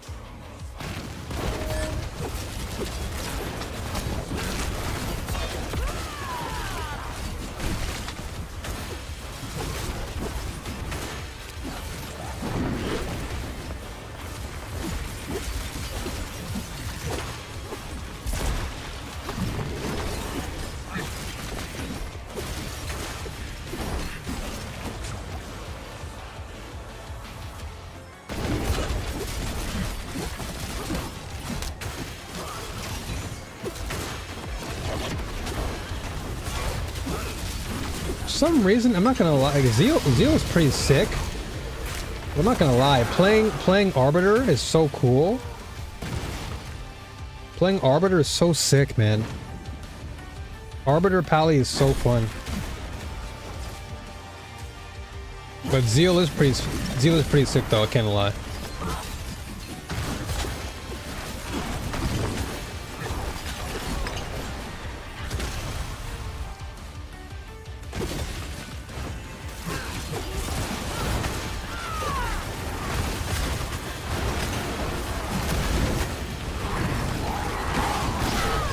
No way they cooked me.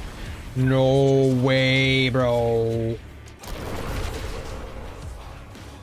What's my durability at? 80? How did I get bodied like that? That's the only drawback with Red Sermon, is that my life gets sapped every time I attack.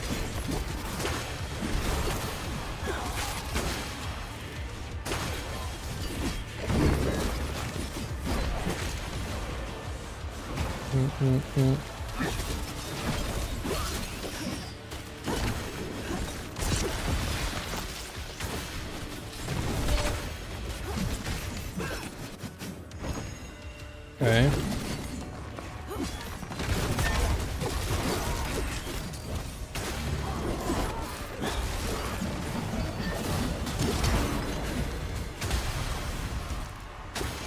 Here we have level 3.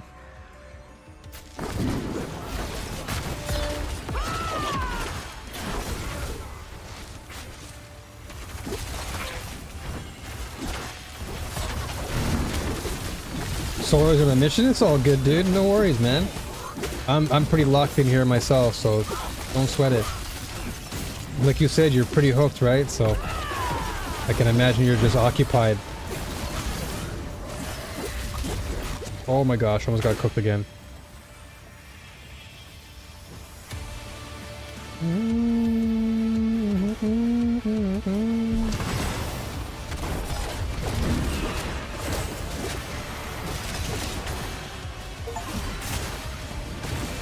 Oh, nice.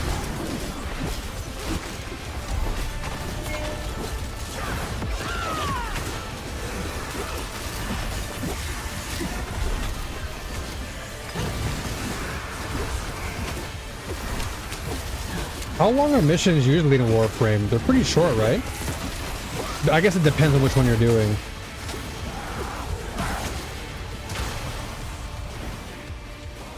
Ooh, I got a mount? The heck? I got a mount reward. Nice.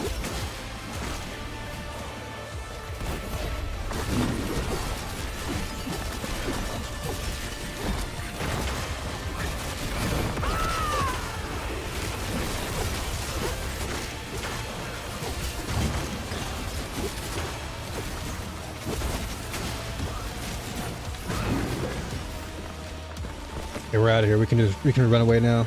We were a full stack of butter. Don't have to worry about these enemies.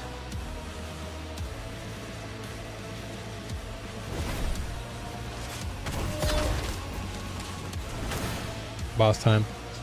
What I didn't like was the story and pacing. One, the story was like 2 to 3 hours long and wasn't good at all. The level up isn't like a typical MMO and felt way too quick to then be super slow pace of gear drops of higher level. I needed to do raids. The gunplay and raids were cool. That's my only positive aspect.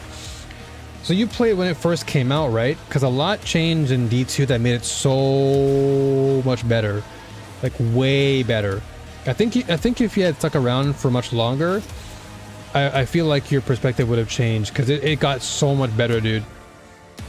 Because the initial D2, I agree, initial D2 when it first came out was not like so good, but if you invested long enough, like Forsaken patch was amazing.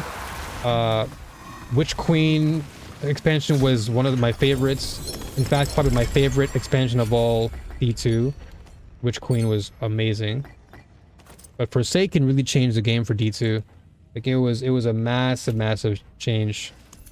Significant change. Okay, so this we're done.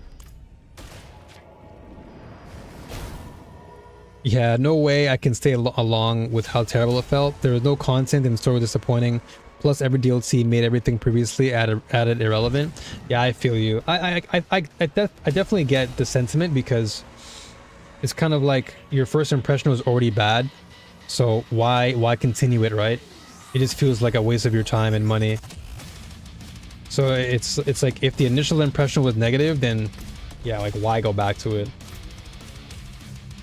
Okay, so Paladin Zeal's pretty good. Liking that. So that's a build I'll go back to. So I'll keep this as a reference point for next season. And then this one we have a new one I'm rocking.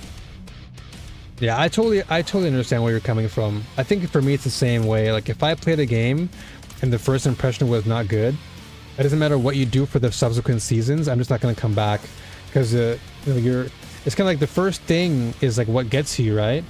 So if the first thing doesn't get you, then you're kind of now thinking, oh well, what's the point? Like why would I come back?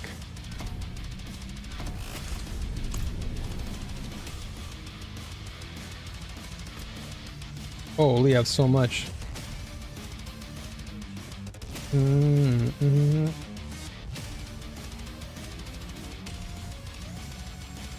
Yeah, I'll save this. Wow, this is a pretty good amulet too. Oh, look at this.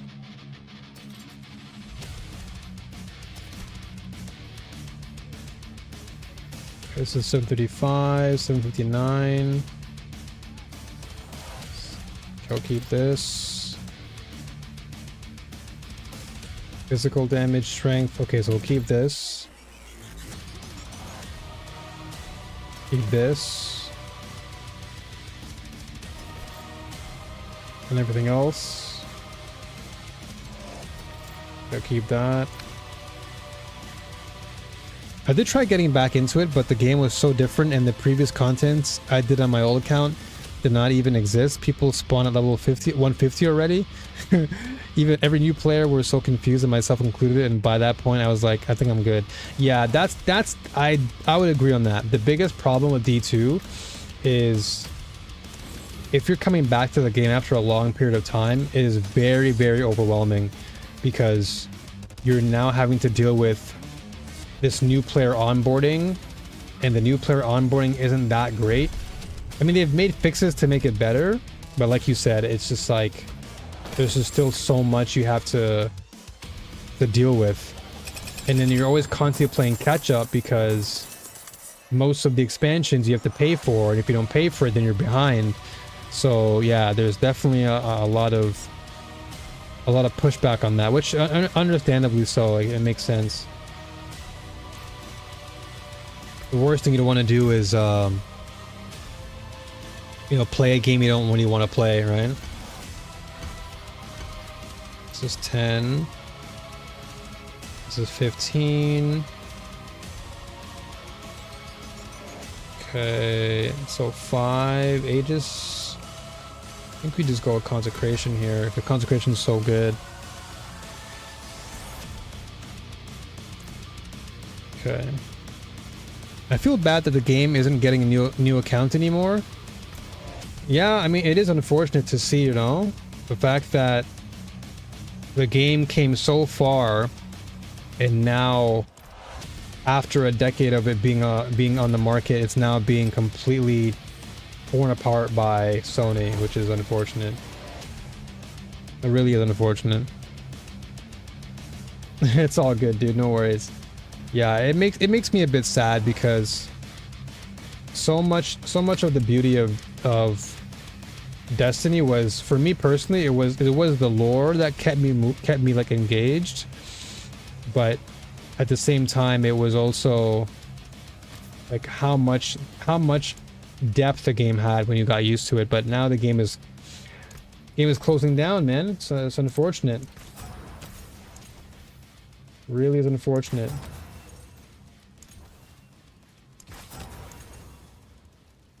A 240 res to all elements is pretty nice, I'm not gonna lie.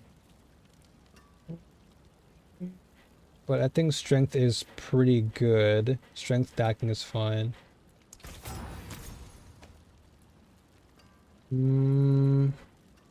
So this one, so we lose. I guess we can just put holy damage. We're gonna lose some attack speed, but we're gonna get holy damage back. Yeah. Isn't it?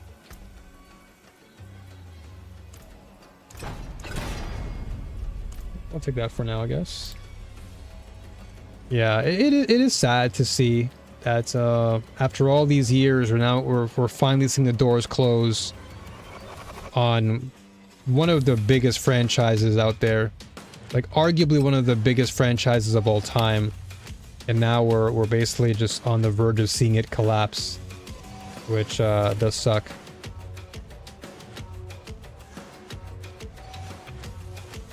Because these are all defensive stats, but I'd rather keep my current ring because it has offensive stats on it.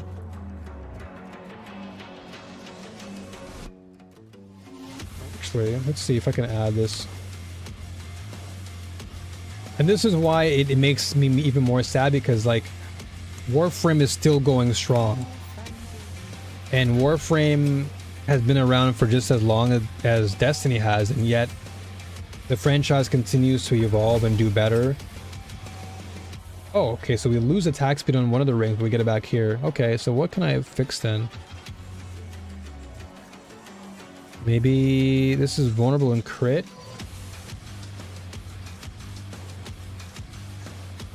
Okay, so maybe I can change lucky hit. So maybe vulnerable, right? Yeah, if I can keep, no, hold on.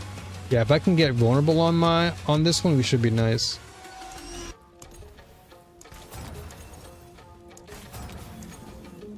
All damage. I mean, all damage isn't too bad either. It still counts as vulnerable because it goes across the board. So I guess we can do this for now.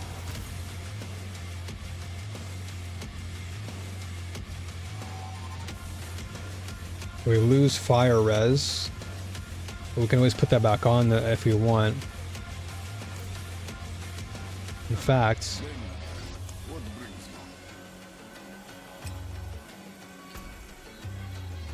let's see.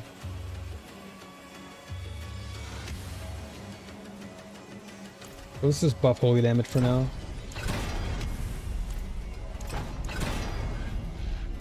I'll take 30. Because this is gonna go here. Yeah, I think we're good there. And this ring. Okay, so we have shadow res, impairment reduction, life on kill. So none of these stats are that great. Max life, sure. Life on kill don't need, nor do I want impairment. I could take a risk and maybe remove an affix and see.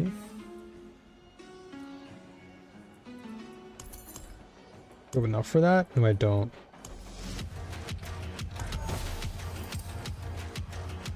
Okay, so I got rid of one of the crappy ones. Can I get rid of impairment? Nope, got rid of one of the best ones. Ruined. Strength, okay. Ruined. Trash. Trash. Back. Okay, let's see if we can get one here.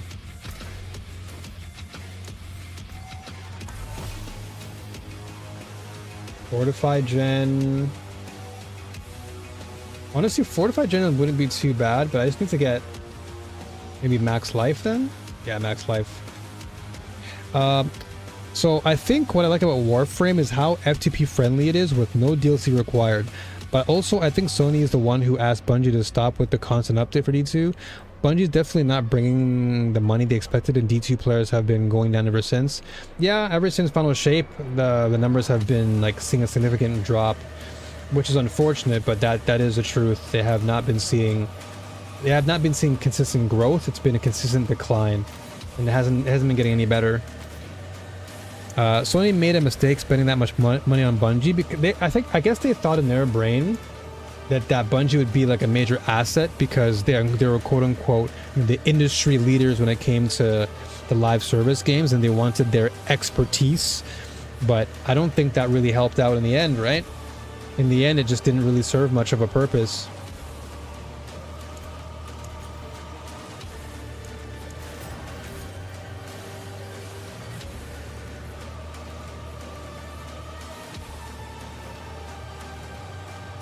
Oh, this is fine. I can probably put life on this.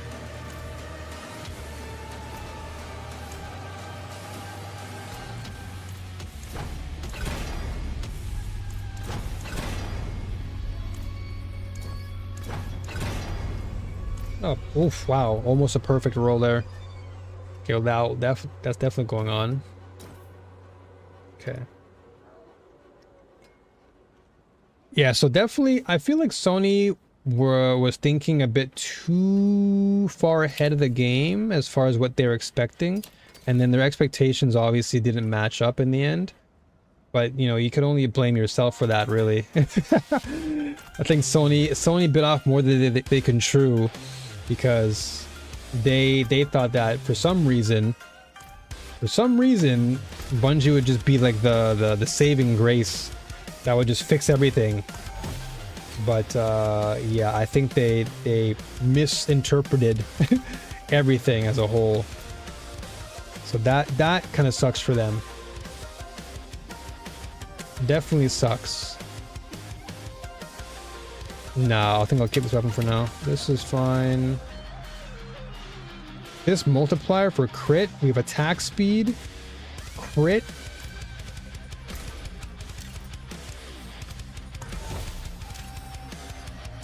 Cooldown.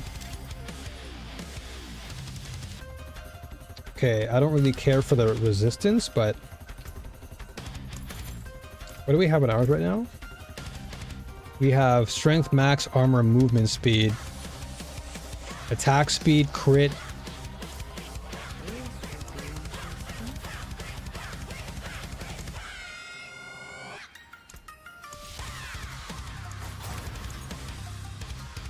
Oh, wow.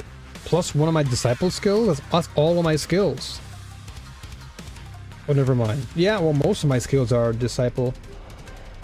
Arbiter. I'll take that, actually. Oh, the movement speed is crazy, though. I want to keep moving. 19. 19. So what am I missing here? So I'm missing some defenses here. Okay, so on the other side, we have Microsoft and their angry investors making them close down on studios and firing so many people. Game industry is not breathing with these two giants around. Yeah, you know, it's funny. I heard a discussion recently about companies that'll be around for like a long period of time. And some people have predicted that Xbox and Sony are gonna basically implode, and the only gaming company that will survive is Nintendo. Because when you look at Nintendo, when's the last time we've heard of any major layoffs from Nintendo? Like, rarely have we heard anything from Nintendo for layoffs or, you know, cuts, anything. And when you really think about it, Nintendo's been around much longer than both Sony and Xbox, going back all the way to the card games. Sadly, Nintendo will survive, but they aren't good either. They're greedy as heck. Yeah, I mean, they have the reasons, but I can totally understand why players feel that way. But would you rather Nintendo or Sony on how they operate?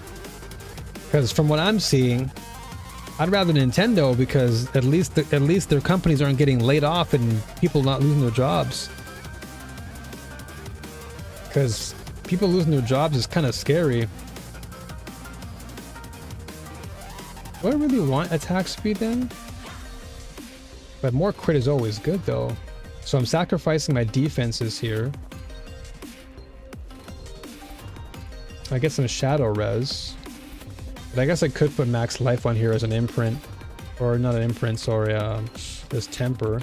I want to really stay tanked up.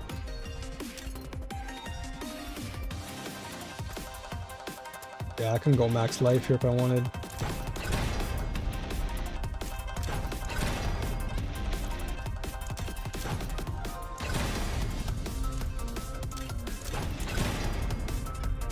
Dude, they're not giving me any good rolls. Okay, I'll take that one. Okay, so this is pretty good. Now we just need to do casting the skill. Okay.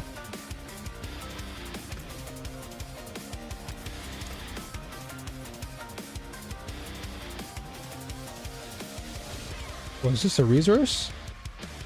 Casting skill grants. Oh yeah, okay, that's offensive, right? Yeah, here it is.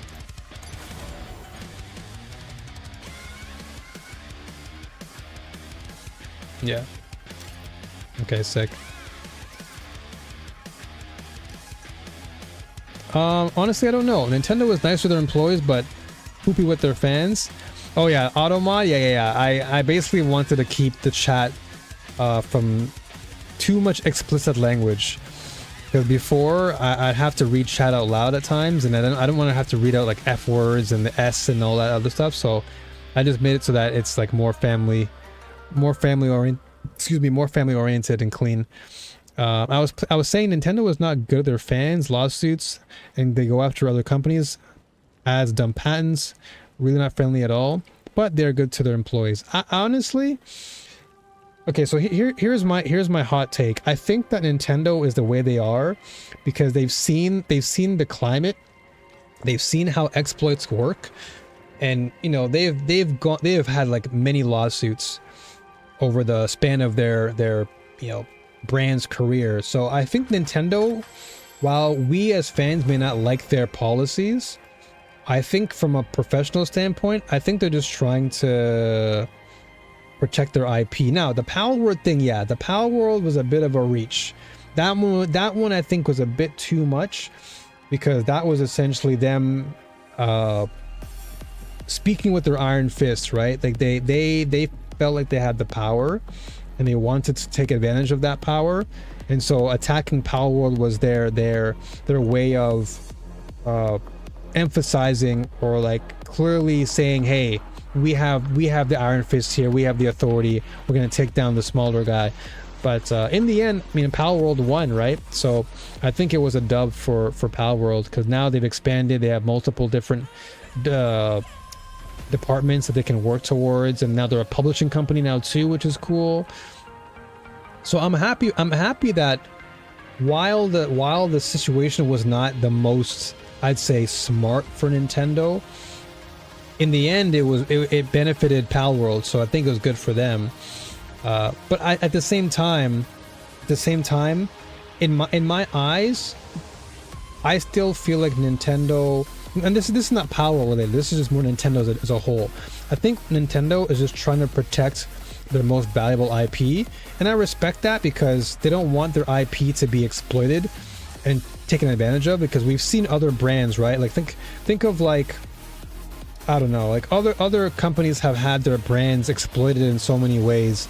And for example, you know, the pornography, right? I don't want to say the P word, but you know what I'm talking about. Like some video game brands end up going into explicit territory, but they're generally like very family friendly, right? Like we've seen, you know, Overwatch corn and all the other stuff. So I think Nintendo just wants to make sure that their brand does not go into that territory.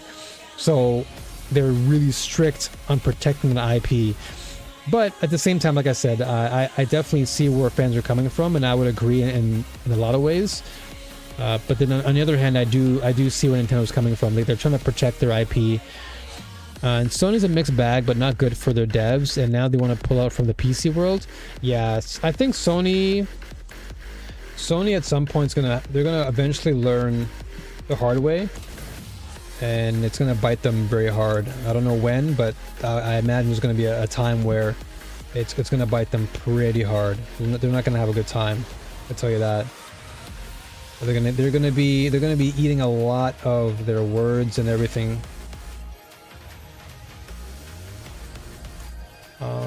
So let's see here.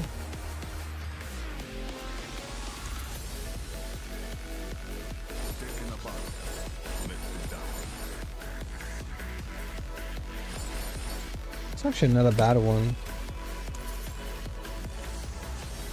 Res to all elements and core res? Okay, I'll take this one.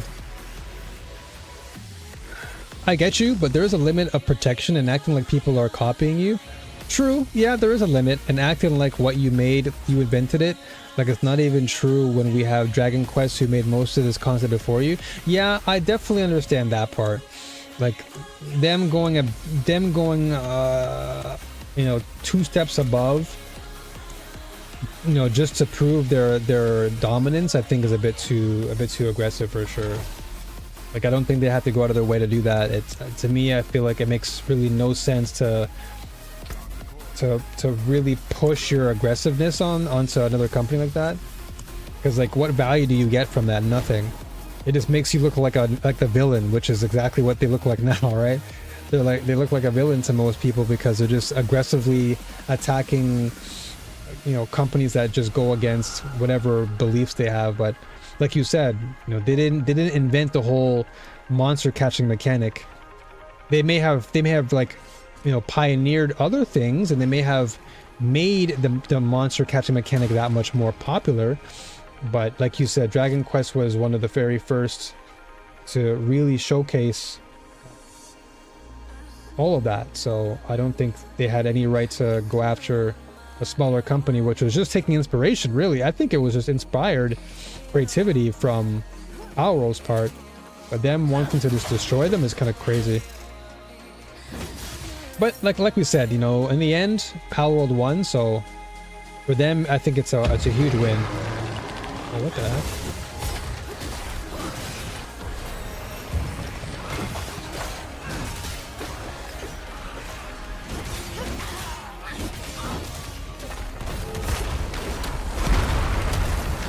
Holy. I don't have enough faith.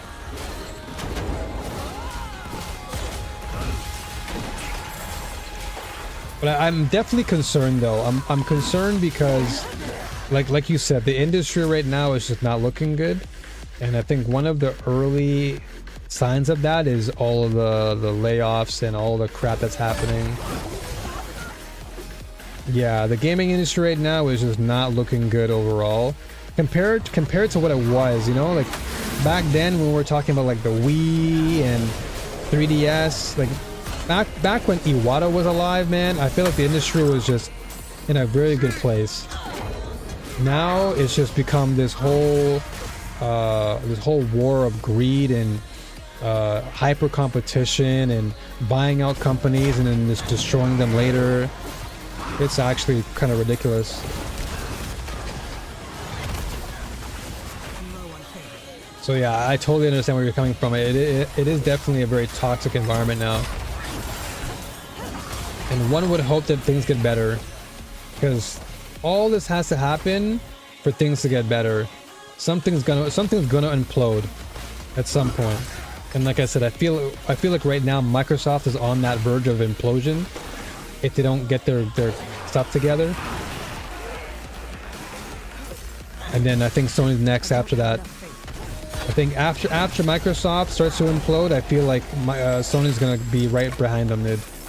Because all that greed that Sony has put out there, it's gonna hit them hard, man. All that stuff they gave up, because they're just killing companies left and right. So eventually they're both gonna just implode on themselves. And who knows? It might be Nintendo and Steam, because Steam just dropped their what's it called? Their Steam machine, right? So who knows?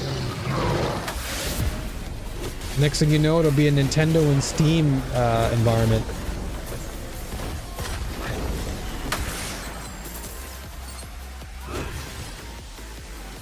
The console wars will just be Nintendo and Steam.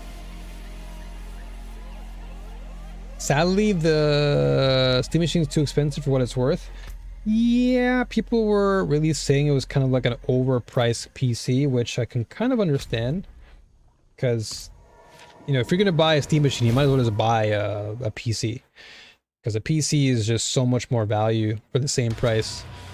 Not to mention you have like a multi-faceted machine that is a PC.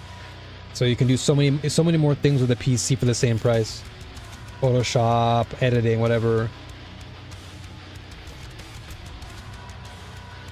So I totally get that.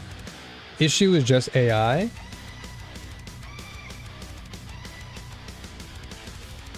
This is a good sword, or a good flail.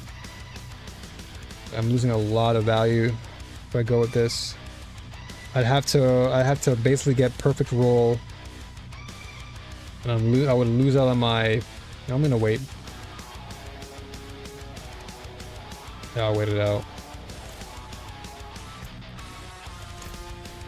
Okay, so this is 8. This is 10. This is... Okay, so this is 12. Okay, 11, 14. Gonna go Falling Star.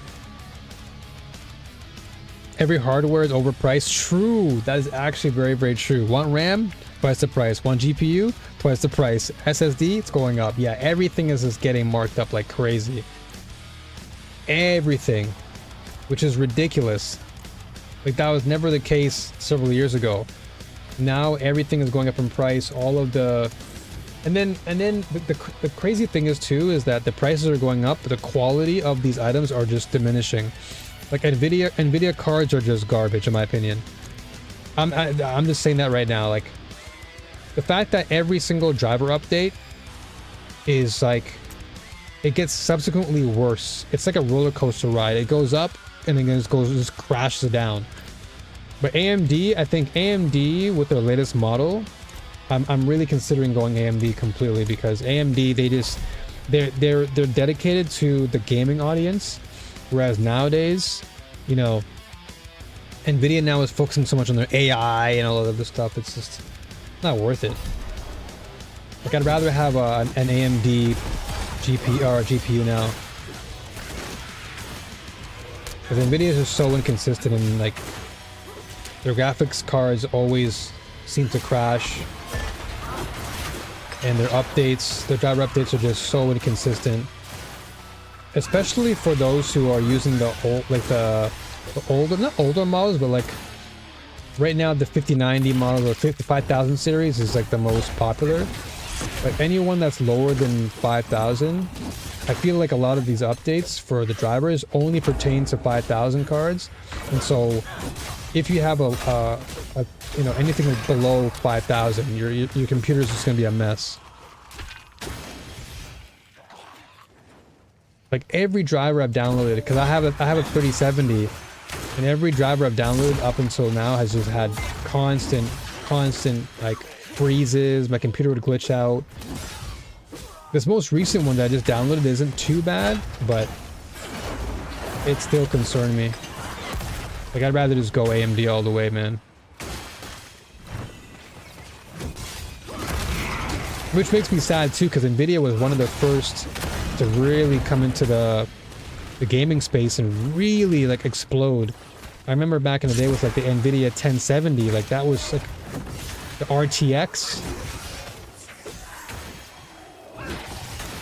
Was it GTX? Was it GTX 1070? I can't remember, but I remember the 960 and the 1070 were like so good back then. Like Nvidia was on fire back in the day. Now it's just like, it's so, they're so half-baked.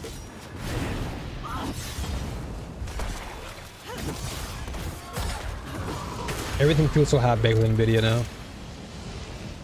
But then when I read up on AMD and their reviews, so many of their reviews have been very positive.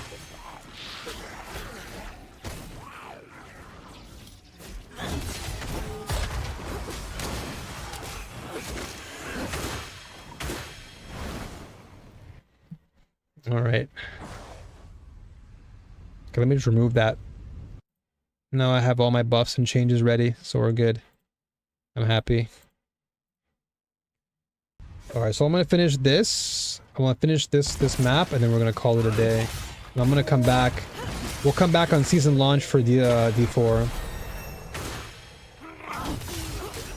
I was gonna make a couple videos, but I think I'm gonna save my energy until the actual patch, and then start making some build guides.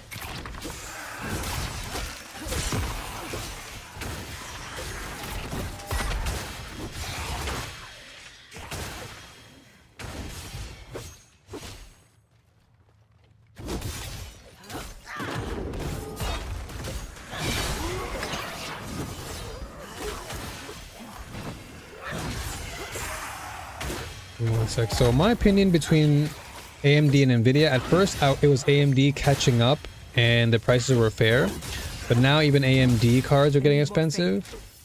But Nvidia card I still had better performance overall just for gaming, but I would go for AMD CPU though. Yeah, AMD CPUs are crazy good. I have an AMD CPU, so I'm very happy with that. I still think Nvidia cards offer a bit more overall.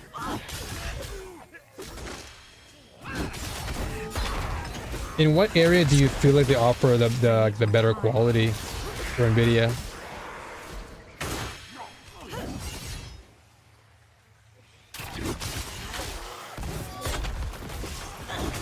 And you said you were having issues with your 3070, and my friend has been having same issues.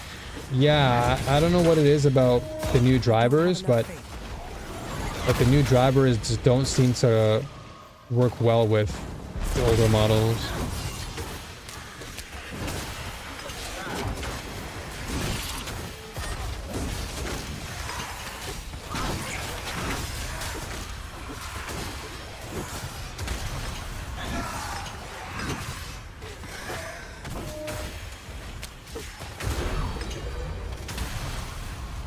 Perfect. Just in the gaming area with their DLSS, and I think there are a few apps that are still not AMD compatible. Well, I think for me, I don't see. I wouldn't mind waiting for those compatibility changes to come into play, because at least AMD is making a conscious effort to ensuring that all their respective cards work across multiple games, and the driver updates are consistent. So while they are kind of behind in some areas, I think it's okay because they make up for it in other areas that are really strong. But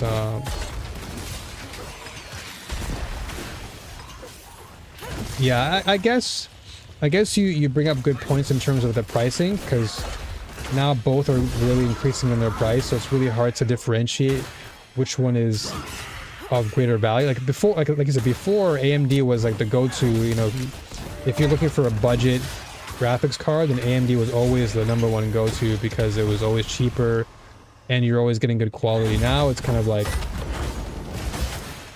now they're slowly going up in price.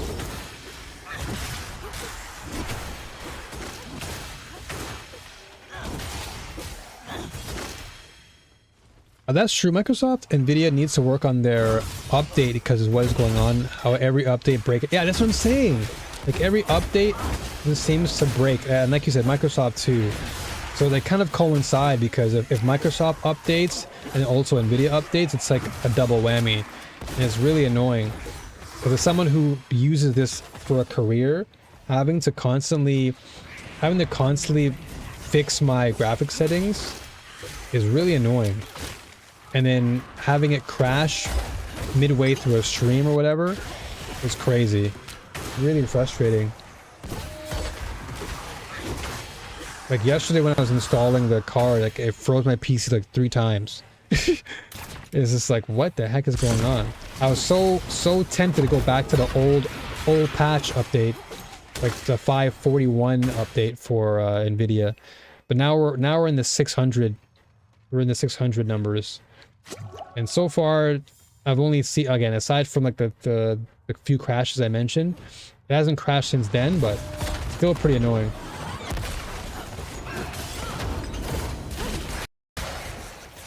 I forgive you, child. I forgive you. Edge. Excellent. Nice. Okay, so this is finished. This is gonna go to 9. I want to put this to at least 10 because I want to get good value out of consecration. Okay, so overall, I think I'm pretty pleased with all the respective changes coming to Paladin.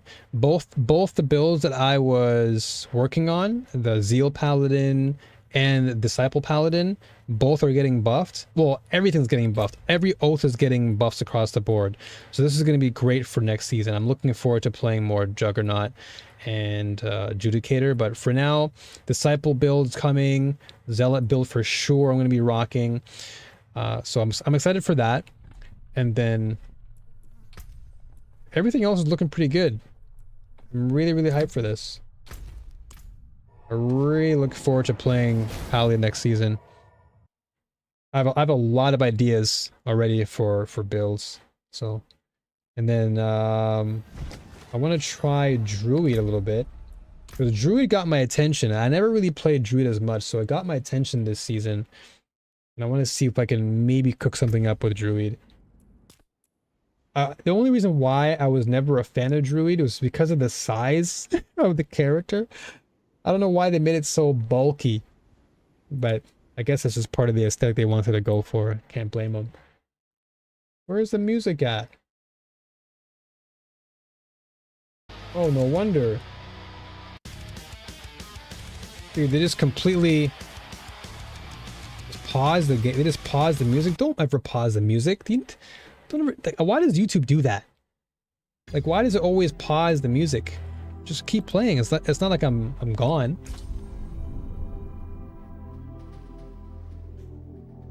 So yeah, I would hope that later on Nvidia does fix some of their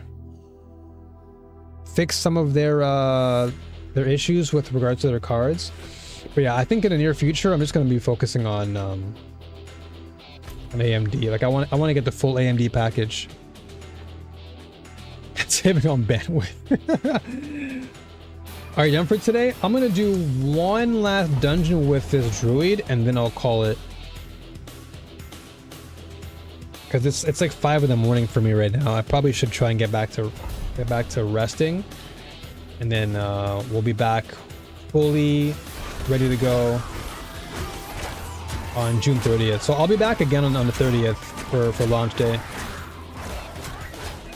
I also like the druid in a lot of ways, is because of like the whole like shape-shifting stuff, especially the wolf form.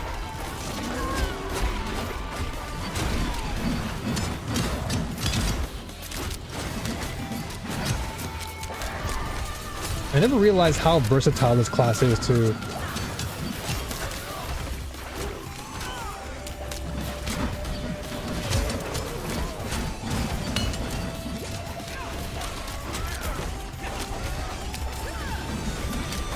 This guy hit so hard for no reason.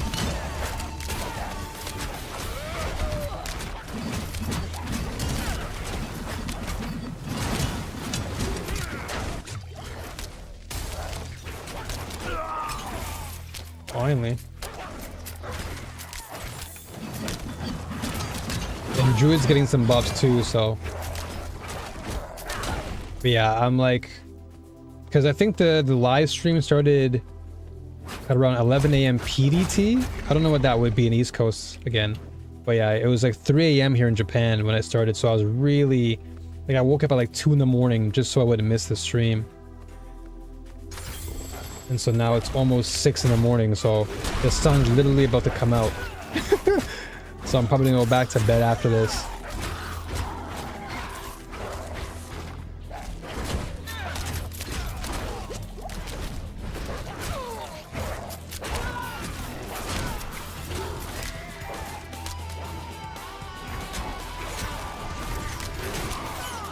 What in the world is going on? Is it lag?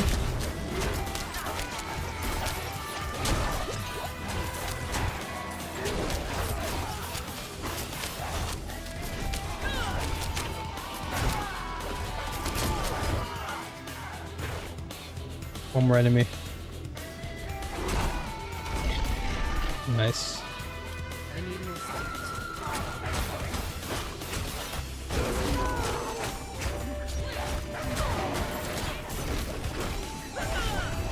And it feels so seamless too. Like I can go between human form and like between human form and beast form. It's so seamless. Like I'm just going between human and beast like instantly. Like no lag.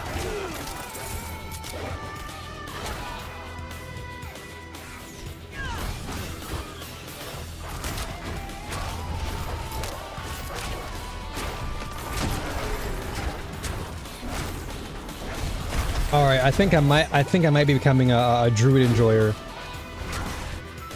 The wolf pack thing and having wolf mode is pretty sick. I can't lie. I might become a druid enjoyer. Not more than Paladin though. Paladin will always be my go-to. But I think I may reroll in Druid next season. And then I might do Warlock last. Because Druid looks pretty cool, man.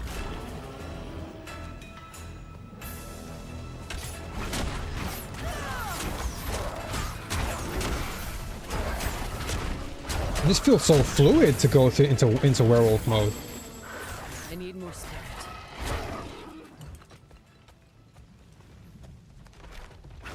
It's a bit slow though, I will say, but I think once you get past the hurdle of it being slow in the beginning, because this thing is so tanky.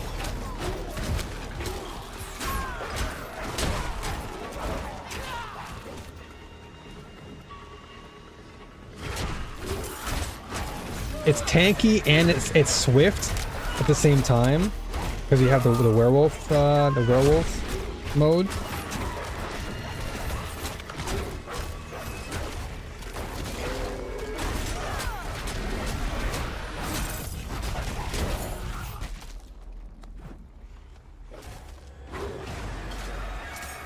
Are you gonna be playing the next season, by the way, D, or no? The D4.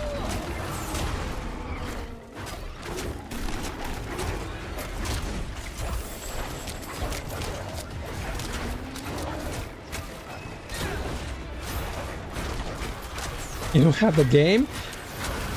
You can play there's like a free trial that's coming up pretty soon on the 30th. So if you wanted to try it out and see if you wanted to dive into it, you can try. I was thinking of getting into it, but I'd rather play with friends. Well, you can. This game has it has crossplay and it has co-op. You can play with up to I believe like four of your friends. And you can do co-op mode. It's all here, dude. Not to mention they have like pseudo raids in the game. I have no one who plays it. Dude, you're literally talking to me right now. What do you mean no one plays it that you know? You've known me for years. What are you talking about? So what you're saying is you don't want to play. I'm in Japan. I'm in Japan. I mean time zone wise, yeah, that makes sense.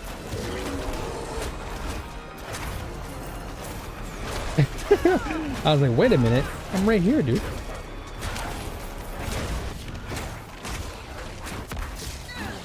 But I guess, yeah, time zone wise, that makes sense. You want someone who's like within your time zone. Because whenever I play, it's probably like, whenever I'm awake, you're probably in bed. Unless we do like a weekend vibe. But I get it. You want to play with like friends all the time.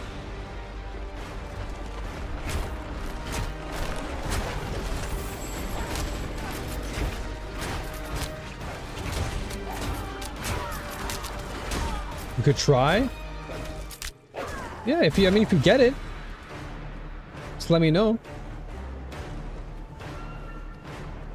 I normally play the game solo, but I'm always open to, like, if there's a day of the week you wanted to play or something, or the weekend, like I said, the weekend, like on a Sunday or whatever, because I'm available on Sunday.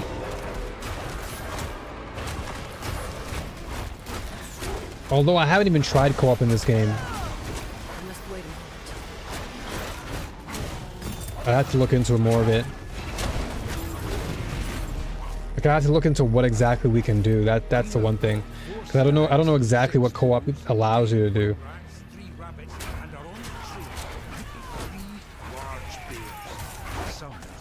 Like I know that if you do play, like, okay, let's say for example, like right now I'm just playing in this particular mode.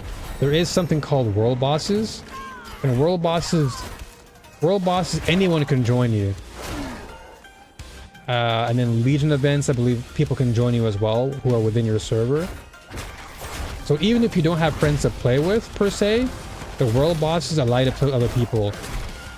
So it's kind of like a raid. And it happens like I think every hour or every couple hours there's like a raid in the game. Multiple raids too. So if you ever wanted to still play with people, the world bosses are there, the legions are there. It's always nice.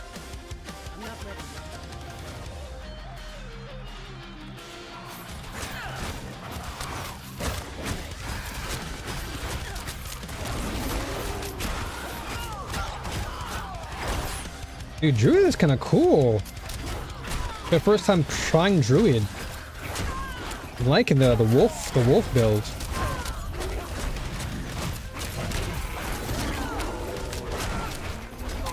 Not bad. It's pretty swift.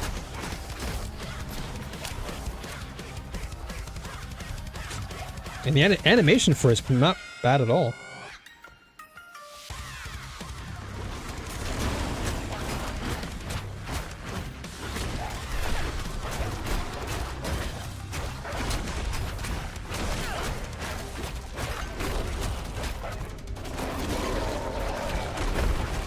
I'm just face tanking this guy. Holy.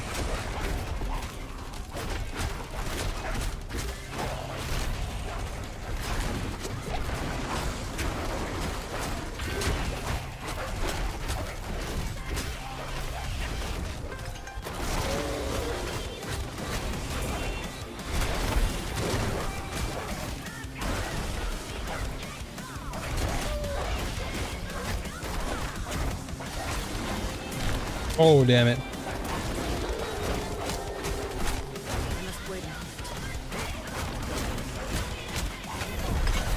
Nice.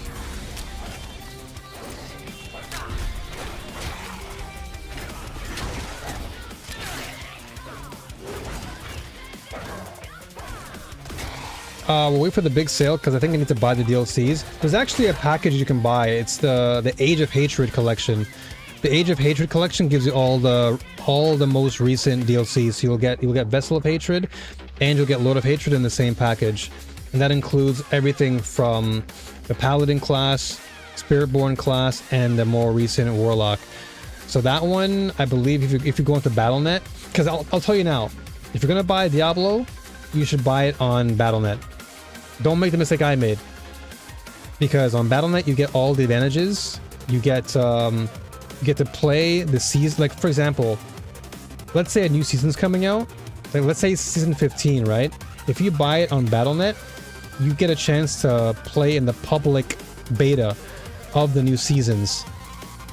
Whereas Steam, you can't. They don't allow that, but for some weird reason, I don't know why. But in any case, buy the Battle.net version because you're going to get more benefit there. You'll have early access, not early access, but you'll have like when it comes to pre-downloading, Battle.net is faster, and then when it comes to new season trials or new season like tests, Battle.net's the best. So if there's one thing I learned is don't buy Diablo on Steam because you lose out on so many of the benefits. So I have to buy it again, which sucks. Having to buy the same game twice is crazy.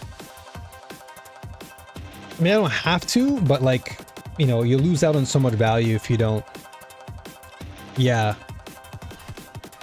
I mean, you can buy it on Steam. Okay, so the pro is if you're like on the Steam economy, buying it on Steam is not a bad thing. Like I shouldn't say it's bad, because I have it on Steam too, and I'm like you, like I'm more of a Steam economy guy.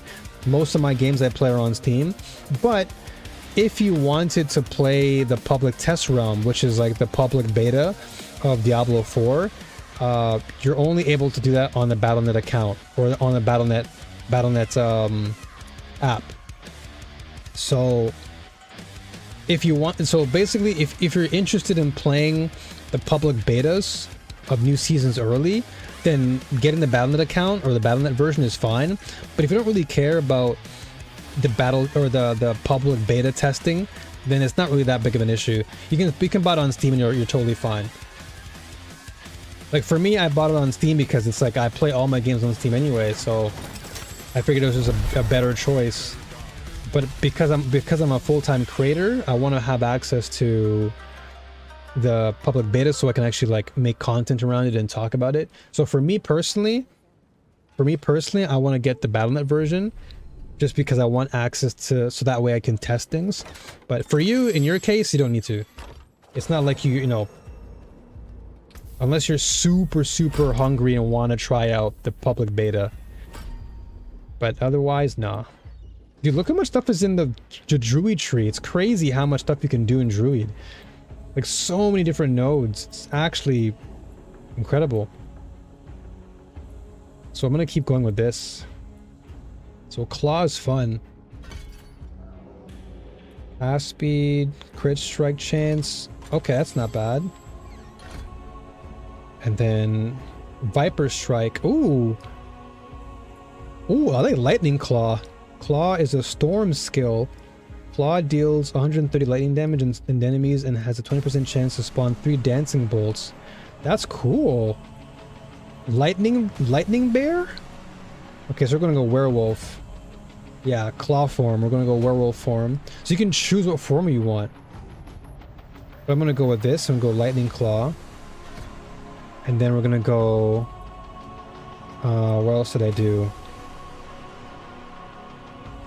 Oh yeah, so is this one Shred? Shred was sick. So Shred grants berserking. Ooh. Okay, berserk sounds sick. Crit strikes restore 1 spirit. Okay, 20%. And I'll choose like this, and then we're gonna go into... Ooh, so we have lightning skill. That's so sick. So you can do a poison build or lightning.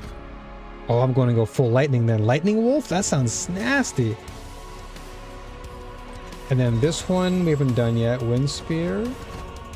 So werewolf. Ooh. Then we have our boons. Oh, we have to do this. Spirits of the Lost Grove. Okay, I'll do this off stream for myself. I'll learn Druid before the new season starts. So yeah, until next time, I'll be online. Hit me up anytime on Discord, via DM or via ping.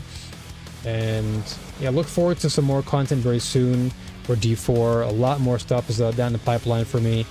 And PoE 1 will probably play off stream, but we'll see, because there's a new season. Not a new season, but like they're bringing a return of a popular mechanic. And then TLI new season's coming out in July, so there's a lot coming down the pipeline, so look forward to it. But yeah, man, take care. All the best, D. Appreciate you stopping by as always, brother. And we'll have a chance to hopefully play something together in the near future. We can just kind of ride on the hype. But until then, thank you, Warriors. You have a good one too, D. And for those who stopped by, Kaser, appreciate you. Much love to you. I'm gonna see who can I actually is there anyone I can raid here that I want to raid? Okay, so D, Lily, Aaron, so Woody. Okay, so let's go. Can I actually raid Woody? Is it possible? Why can't I raid Woody? Okay, no problem then, it's fine. Alright, any case,